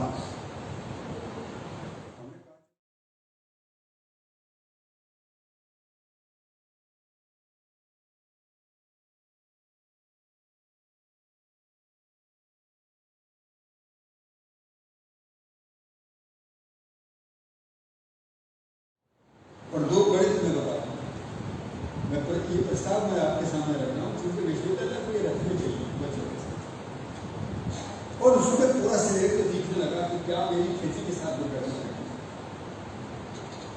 हमने जो अर्थशास्त्र स्वीकार किया था वो अर्थशास्त्र डिमांड और सप्लाई पर लाभ हानि के साथ काम करता है। लाभ हानि का मतलब है कम देकर ज्यादा मिल जाए, कम समय में ज्यादा मिल जाए, कम लागत से ज्यादा मिल जाए, और सबसे पहले मिल जाए, उसमें ये भी महत्व है। इसीलिए अकेलापन पैदा करता है। तो उसका एक उदाहरण मैंने देखा कि जब हम 1 किलो गेहूं को किसी मशीन में डालकर आटा बनाएंगे, तो मैं आपसे सवाल पूछना चाह रहा हूँ। देखिए आपकी जिंदगी का सवाल है, नींद ना आए किसी को, क्योंकि मैं तो कई रात नहीं सोया, जब ये अर्थशास्त्र पढ़ लिया था तो कई रात नहीं सोया। 1 किलो गेहूं को यदि किसी मशीन में डालकर मैं आटा बनाता हूं तो वो 1 किलो निकलेगा या कम निकलेगा? पक्का कम निकलेगा। और जो मशीन चलेगी वो मशीन घिसेगी कि नहीं घिसेगी? और ऊर्जा खर्च होगी कि नहीं होगी? उससे लेबर लगेगी कि नहीं लगेगी? ये सारे खर्चे के बाद भी आगे बनाने वाली कंपनी बराबर लाभ में है। क्या है? गेहूं की मात्रा भी कम हुई, बिजली भी खर्च हुई, लेबर भी खर्च हुई, मशीनों का डेप्रिसिएशन भी है, दुनिया भर के टैक्स भी दे रहे हैं, और कंपनी की बैलेंस शीट किस में जाती है? घाटे में या मुनाफे में? मुनाफे। ठीक है, पक्का। मैंने अपने बारे में सोचा, मैं 1 किलो गेहूं जमीन में डालता हूं और 80 किलो निकलता है। कितना निकलता है? मैंने अपने से पूछा, मैं 1 किलो जमीन में गेहूं डालता हूं और 80 किलो निकलता है। ना कोई मशीन घिसी, ना कोई कमी आई, ना कोई बिजली खर्च हुई, ये तो प्रकृति का काम है। तो फिर मैं कर्जदार हूं, मैं माने इस दुनिया का किसान कर्जदार हूं। फिर वही गणित था, उस अर्थशास्त्र के कारण ही मैं कमजोर हूं। इसलिए मैं विश्वविद्यालय के सभी मनुष्यों से निवेदन कर रहा हूं कि हमको अब व्यापारिक अर्थशास्त्र की जगह आवर्तनशील अर्थशास्त्र को समझने की जरूरत है। बदल दीजिए अर्थशास्त्र बदलने से आपकी ईमानदारी कम नहीं होगी, मैं विश्वास कराता हूं। जहां आपकी टर्नओवर पैसे में थी और घर में आप अकेले थे, आपकी टर्नओवर तो पैसे में होगी लेकिन दुनिया आपके साथ होगी। ये आवर्तनशील अर्थशास्त्र, पैसा भी खूब, इज्जत भी खूब, संबंध भी खूब, हर जगह कहीं कोई कमी नहीं। मैंने इसको अपनी जिंदगी में जीते हुए देखा। आज मैं अपने पूरे देश के साथ जीता हूं, लगभग 40 से ज्यादा यूनिवर्सिटियों के साथ। और मैंने देखा कि कहीं पर भी मेरी किसी बातचीत में आज तक कहीं किसी के साथ कोई व्यतिरेक नहीं, पैसे को लेकर कोई मुद्दा नहीं, क्योंकि हम एग्रीमेंट की तरह ढंग से करते हैं। इसलिए साथियों, आज एक मेरे कहने से एक अभ्यास करिए छोटा सा। मैं रात दिन उस अभ्यास को करता हूँ। विचार, व्यवहार और कार्य में कैसे हम मजबूत हों, एक छोटा सा अभ्यास आप करिए। सभी तैयार हैं? आप जब भी आपस में बातचीत करते हैं तो एक दूसरे से सहयोग लेने के लिए और सहयोग देने के लिए। क्यों? हम जीना चाहते हैं, हम अकेले हैं ही नहीं। तो साथ साथ जीना चाहते हैं तो हम 3 एग्रीमेंट करते हैं, तन, मन और धन। कितने एग्रीमेंट करते हैं? और इन तीनों एग्रीमेंटों को अब थोड़ा सा जांच कर देंगे। मन का मतलब है समझने से, तन का मतलब है श्रम से, और धन का मतलब है सुविधा से। तीनों को मैंने स्पष्ट कर दिया। धन किस चीज के लिए? सुविधा के लिए। मन किसके लिए? समझने के लिए। और तन किसके लिए? श्रम करने के लिए। अब मैं आपसे पूछना चाहता हूं, इन सबसे ज्यादा ये तीनों जरूरत है, तीनों को नहीं नकारा जा सकता, लेकिन इनमें सबसे ज्यादा महत्वपूर्ण कौन है? आपका क्या उत्तर है? मन। सभी का उत्तर मन है। अब मैं दूसरा सवाल पूछता हूं, इन तीनों में से ध्यान में सबसे ज्यादा कौन देता है? क्या बात है? बोल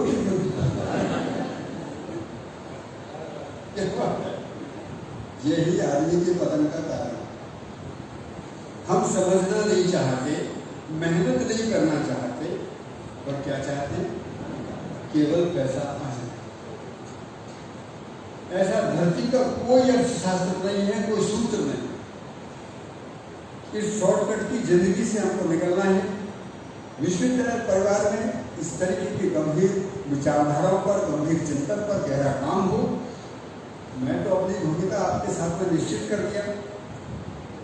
अब अंतिम कुछ मिनटों में मैं जैविक और प्राकृतिक खेती के अंतर दोनों को खत्म कर देना चाहता हूँ।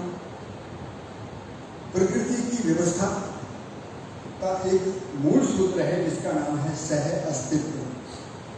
धरती पेड़ पौधों के साथ, पेड़ पौधे पशु पक्षियों के साथ, और ये तीनों मिलकर मनुष्य के साथ इस धरती पर है या नहीं है? आदमी ने बनाया या है? आदमी का इसमें कोई प्रयास नहीं।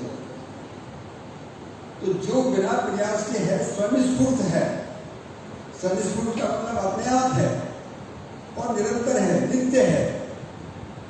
उस परंपरा के कोएक्जिस्टेंस को, सहअस्तित्व को पूरकता के रूप में स्वीकार लेना ही खेती का मूल सूत्र है। यदि हम खेती में बदलाव करना चाहते हैं तो हमको देखना ये पड़ेगा कि प्रकृति की जो पूरी व्यवस्था है ये किस तरीके से काम कर रही है। अब हमको ये चीज हटानी होगी कि खरपतवार जमीन को नुकसान पहुंचाते हैं, कीड़े बीमारियों से उत्पादन घट जाता है, पशु पक्षियों के खाने से उत्पादन गिर जाता है, या जो भी चीजें मान्यताओं के रूप में हमारे अंदर हैं, उन सब चीजों को हटाकर हमको ये देखना है कि इनका कोई एग्जिस्टेंस अपने आप में कैसे काम करता है। उसमें 3 सूत्र हैं कुल: नियम, नियंत्रण, संतुलन। प्रत्येक इकाई का आचरण निश्चित है, आवश्यकताएं निश्चित है, प्रयोजन निश्चित है। इसलिए कोई घास किसी दूसरे घास का भोजन नहीं चुराती, कोई पौधा दूसरे पौधे का भोजन नहीं चुराता, कोई कीड़ा दूसरे कीड़े को के अस्तित्व को खत्म नहीं करता। इस पर आप जितना बहस करना चाहें बहस कर सकते हैं। मैं ये बहस का मुद्दा ही नहीं, ये मुद्दा जीने का है। और आपकी जो कॉमन सेंस है, मेरी कॉमन सेंस में कोई अंतर नहीं है। आप भी सही जिंदगी जीना चाहते हैं, सही को स्वीकारते हैं, मैं भी सही जीना चाहता हूँ, सही को स्वीकारता हूँ। तो मौलिक रूप में हम इन चीजों पर गहरा काम करें कि संपूर्ण प्रकृति की एक एक इकाई अपनी व्यवस्था में, अपने आचरण में, अपनी आवश्यकताओं में, अपने प्रयोजन में इस धरती के साथ निश्चित क्रियाशील है, निश्चित क्रियाशील। उसको दखल देना हमारे अधिकार में नहीं। धरती के उर्वरता का नियम नहीं तय कर पाया हम। जिसका नियम, जो नियम धरती की उर्वरता बीज सूत्र के साथ नियंत्रित होती है, उस पर कोई चर्चा नहीं है।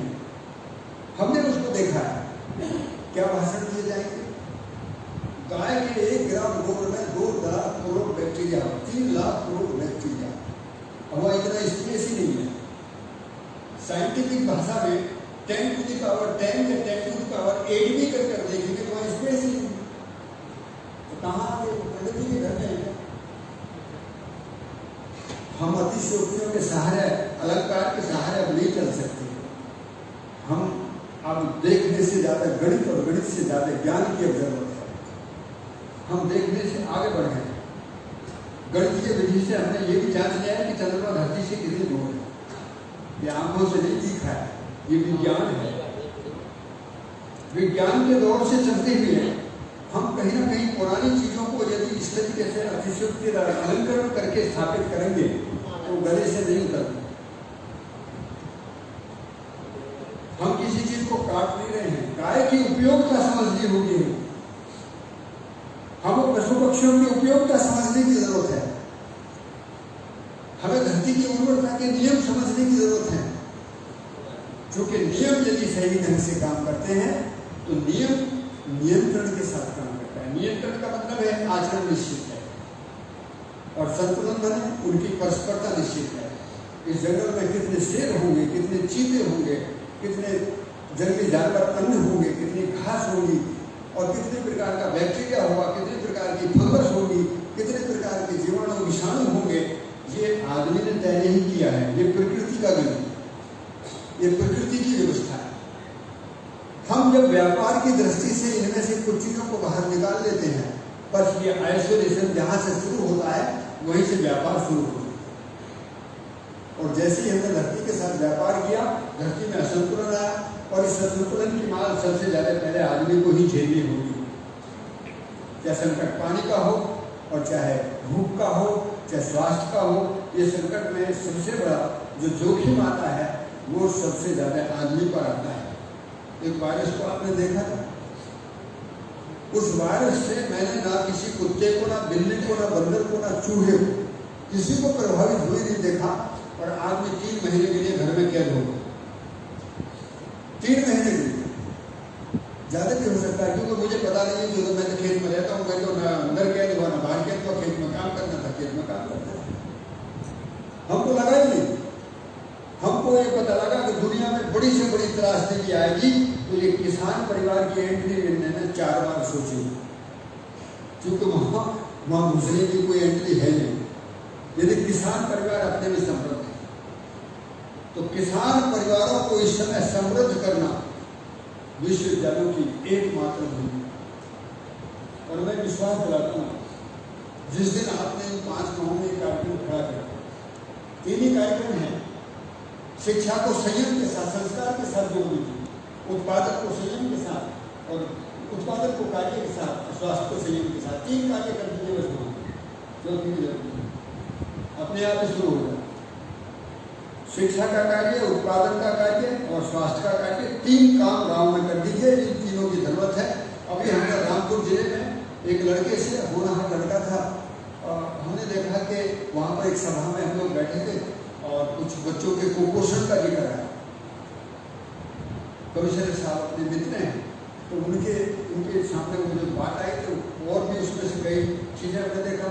महिलाओं में खून की कमी है, हमारी जो जवान बहू बेटी हैं उनके अंदर खून की कमी है, बच्चों में कुपोषण है, असाध्य बीमारियाँ बढ़ रही हैं, संक्रमण के खतरे बढ़ रहे हैं, WHO कुछ और रिपोर्ट दे रहा है, फर्टिलिटी घट रही है। अरे बाप रे बाप, ये क्या बात, हमने तो कभी इधर देखा भी नहीं था। तो हमने उस बेटे से कहा, अमित वर्मा नाम है उसका, मैंने कहा कि बेटा तुम एक काम करो, जैविक तरीके से जो चीज़ें पैदा होती हैं उनमें से कुछ जड़ी बूटियाँ, कुछ मिलट्स हैं, कुछ अच्छे अनाज हैं, शहद है, शतावर है, ऐसी चीज़ें हैं जिनकी खाने में बहुत उपयोगिता है। आयुर्वेद में उनकी महिमा है।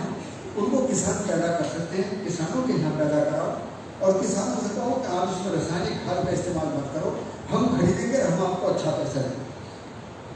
उन्होंने गेहूं के रेट भी 3-3 हज़ार रुपये कर दिए, काला गेहूं पैदा कराया। माने किसी ने बताया कि इसमें जिंक है, WHO के स्वास्थ्य विभाग से इसकी चर्चा करके काम करा। ऐसे नहीं अंधेरे कुछ कर रहा, शतावर में क्या चीज़ है, शहद में क्या चीज़ है, ये सारी चीज़ें बच्चों के पास गई और मात्र जो बच्चे 4 वर्ष से कुपोषण से मुक्त नहीं हुए, मात्र 3 महीने में कुपोषण से मुक्त हुए। ये स्कोप है बाहर में, क्योंकि वहां बच्चों के साथ भी व्यापारी सस्ती से सस्ती चीजों को खिलाया जाता है। हम जिन चीजों में अपना भविष्य देखते हैं, ना उनके लिए ज्ञान देने के लिए तैयार है, ना उनके लिए संसाधन देने के लिए तैयार है, और टर्मन घर में हम इतने छोटे पड़ गए हैं कि हमको इस सारे दिन पैसा दिखता है और कुछ देखते ही नहीं। हम संबंध कर लीजिए। मेरा विश्वविद्यालय से निवेदन है, गांव में महिलाओं के लिए प्रोसेसिंग से बढ़िया कोई कार्यक्रम नहीं। उत्पादन प्रबंधन के साथ में प्रोसेसिंग इंडस्ट्री गांव में खड़ी हो।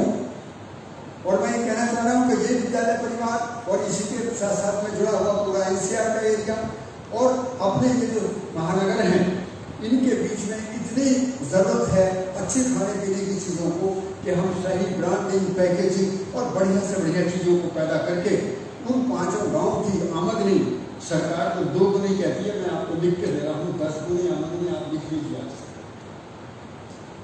इतना जबरदस्त कार्यक्रम।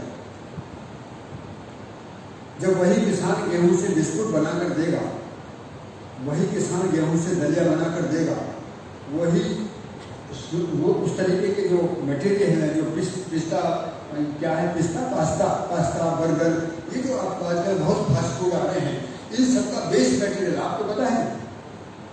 गेहूं की वैरायटी जो ड्यूरम वैरायटी थी, इस देश ने बोना बंद कर दिया, क्योंकि थ्रेशर के समय उसके भूसे में थोड़ा सा गांठ रह जाती है, टूरे हो जाते हैं और थोड़ा बाजार में रेट एक जैसा मिलता है। तो मेहनत से बचने के लिए किसानों ने स्टीमम गेहूं को ही पैदा किया, ड्यूरम बंद कर दिया, रिसर्च ही बंद हो गया और सारे विदेश में ड्यूरम वैरायटी की मांग है। पास्ता के लिए, फास्ट फूड के लिए, जितनी भी चीजें हैं उन सभी में, क्योंकि वहां पर रिच प्रोटीन और फाइबर उसमें होता है। हमको क्या आदत पड़ गई बताइए। हमको गेहूं पैदा करना है, कौन सा है कोई पता नहीं। धान पैदा करना है, कौन सा है कोई पता नहीं। खेती में कोई मैनेजमेंट नहीं है और पढ़ाने का वर्ग खेती से दूर नौकरी की तलाश में है और नौकरी के लिए काली दीवार बन चुकी है, वहां नौकरी है नहीं, तो जाएंगे कहां। आज से ही इस विद्यालय में कृषि उद्यमिता विकास के लिए एक नया चैप्टर लागू किया गया। मेरा निवेदन है आपसे, एग्रीकल्चर इंटरप्रेन्योर डेवलपमेंट के साथ में हम किस तरीके से अपने बच्चों को पढ़ते पढ़ते वो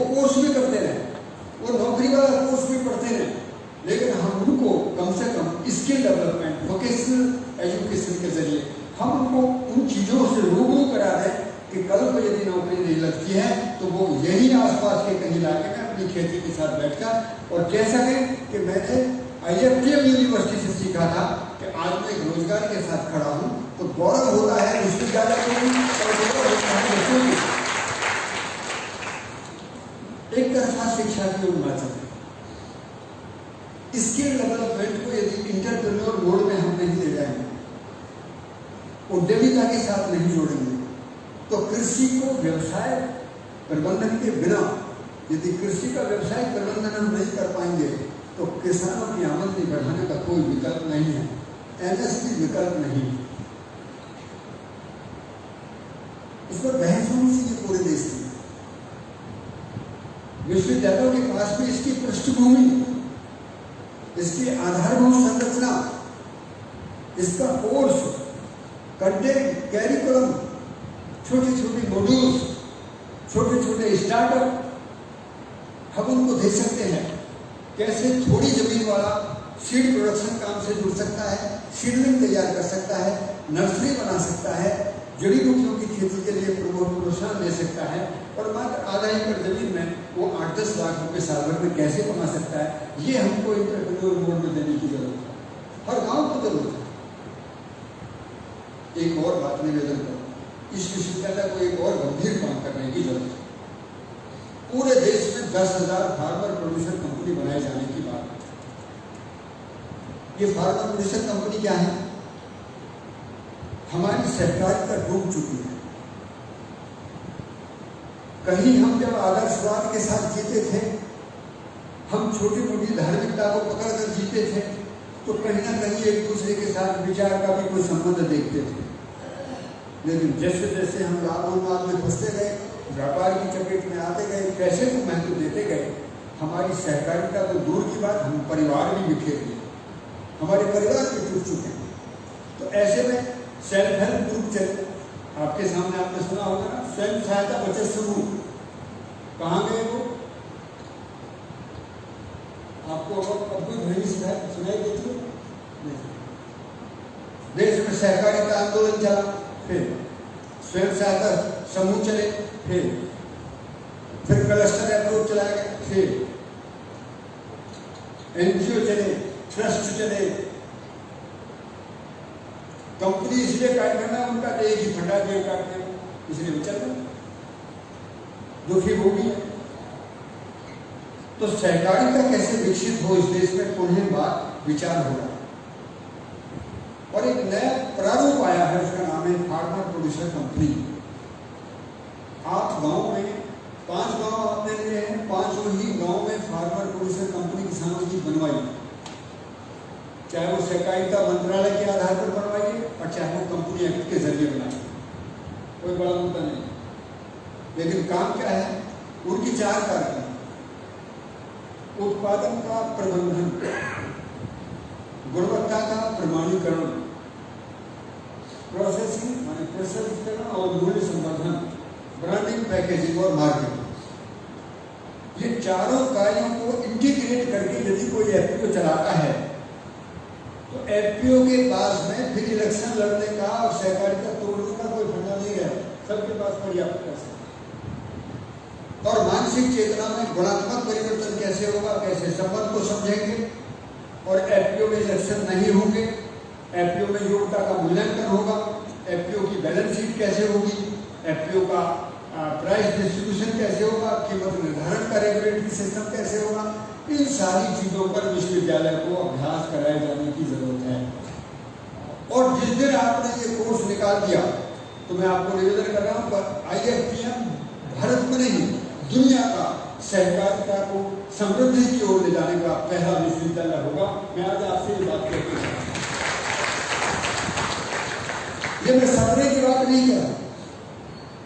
सहकारिता सब चला रहे हैं, लेकिन सहकारिता के आधार में विचार की क्या भूमिका है, व्यवहार की क्या भूमिका है, कार्य की क्या भूमिका है, किसी पर कोई चर्चा नहीं।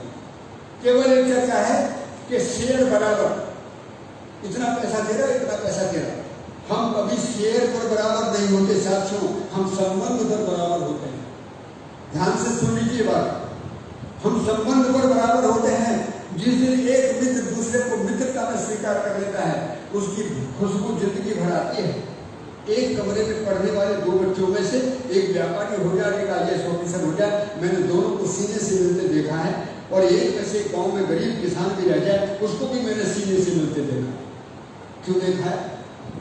क्योंकि वो 2 साल 3 साल का जो एक कमरे में रहकर साथ साथ जीने का जो तरीका है, वो जिंदगी की बुनियाद में। यदि ऐसा कोई सूत्र हमको हाथ लग जाए कि जो पूरी जिंदगी जीने में एक समानता का सूत्र हमको मिल जाए, तो बहुत बड़ी उपलब्धि हो। आज आप सभी के स्वागत भाव से मैं बहुत अपने को गौरवशाली महसूस करता हूँ। आप सबकी भावनाओं के साथ सम्मान पूर्वक आपके साथ जीने के लिए मेरे मन में बहुत ज़्यादा गुंजाइश है और बहुत ही ज़्यादा एक स्पष्ट धरातल है। मैं हमेशा विश्वासपूर्वक इस विद्यालय के साथ जीऊँगा। विश्वविद्यालय बच्चों के लिए, गांव के समाज के लिए मौलिक परिवर्तन के साथ आगे बढ़ेंगे। ऐसी शुभकामना के साथ मैंने जो बात आपके सामने रखी वो एक प्रस्ताव है, उसको जांचें, उसको परखें। मेरी एक बात को भी मानेंगे नहीं, किसी बात को नहीं माने। आप पर मुझमें कॉन्शियसनेस का लेवल कोई अलग नहीं, आप उसको जांच कर देखो।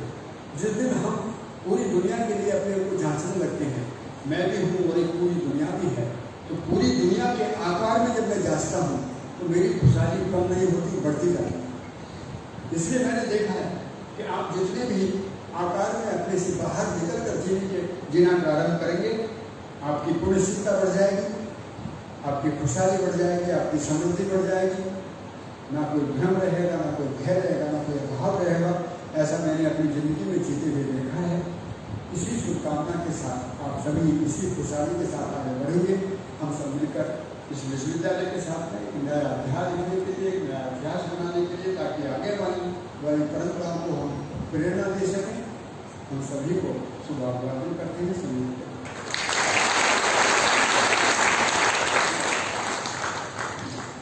बहुत बहुत धन्यवाद, खूब खूब आभार आदरणीय त्यागी जी आपका। आप सब ने सुना एक किसान को, एक शिक्षक को, एक प्रशिक्षक को, एक दार्शनिक को, जिन्होंने कृषि के लिए नहीं बल्कि जीवन के लिए बड़े उपयोगी सूत्र दिए हैं। और मैं व्यक्तिगत रूप से आपके साथ नीति आयोग सहित अलग अलग मीटिंग्स में बैठा हूँ और मैंने ये पाया है कि जब त्यागी जी बोलते हैं तो इनका एक एक शब्द सुरक्षित रख लेने का मन करता है। और वैज्ञानिक हों, किसान हों, शिक्षक हों, प्रशासक हों, मंत्री हों, सभी जब आप बोलते हैं तो सभी के पेन खुलते हैं और सब बोली हुई बातों को नोट करना चाहते हैं, लिख लेना चाहते हैं, सुरक्षित रख लेना चाहते हैं। ऐसा इसलिए है क्योंकि कोई जो प्रस्तुतिकरण आपके सामने हुआ है या अनुभव का प्रस्तुतिकरण हुआ है या उस दार्शनिक दृष्टिकोण का प्रस्तुतिकरण हुआ है जिसके साथ चलकर वास्तव में हम समाधान की तरफ बढ़ सकते हैं। उन्होंने एक कोई व्यवस्था नहीं बताई, एक कोई खाद नहीं बताई खेती के लिए, पर उन्होंने ऐसे सूत्र दिए हैं जिनके सहारे आप चलकर के खुद विकसित हो सकते हैं।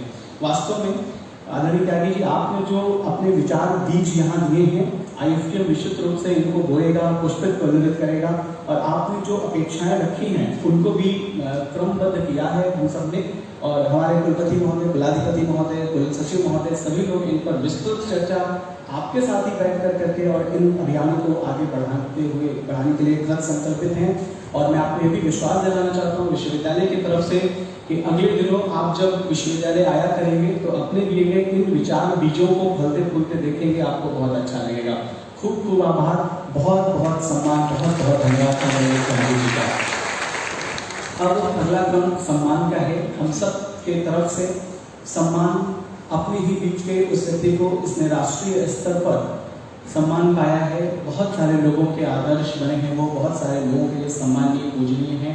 आदरणीय त्यागी जी को सम्मान देने के लिए मैं निवेदन करता हूँ अपने विश्वविद्यालय के कुलपति महोदय प्रोफेसर MP पांडे जी से और सचिव महोदय अपने डॉक्टर प्रोफेसर संजीव अग्रवाल जी से कि वह सॉल और एक प्रशस्ति पत्र देकर के आपका सम्मान करें।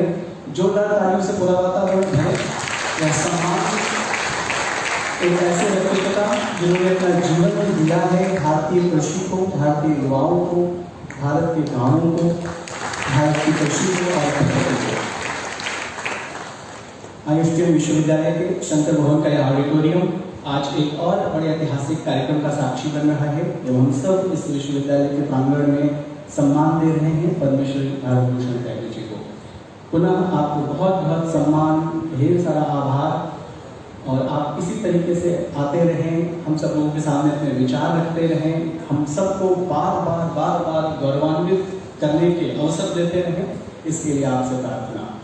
इस कार्यक्रम को अब अंतिम चरण में ले जाते हुए मैं निवेदन करूंगा school of agriculture sciences and engineering के निदेशक डॉक्टर वीरेंद्र सिंह जी से कृपया आए, हम सब की तरफ से आदरणीय त्यागी जी को धन्यवाद के कुछ शब्द कहें। वास्तव में यह धन्यवाद के कुछ शब्द या कुछ भी बोलना वह आपके लिए जो हमारा मन है उसका प्रस्तुतिकरण नहीं कर पाते, यह मात्र एक औपचारिकताएं हैं, भावनाएं जिससे बहुत गहरी हैं। तो मैं निवेदन करता हूँ निदेशक एग्रीकल्चर साइंसेज से कृपया आए और धन्यवाद ज्ञापन करें।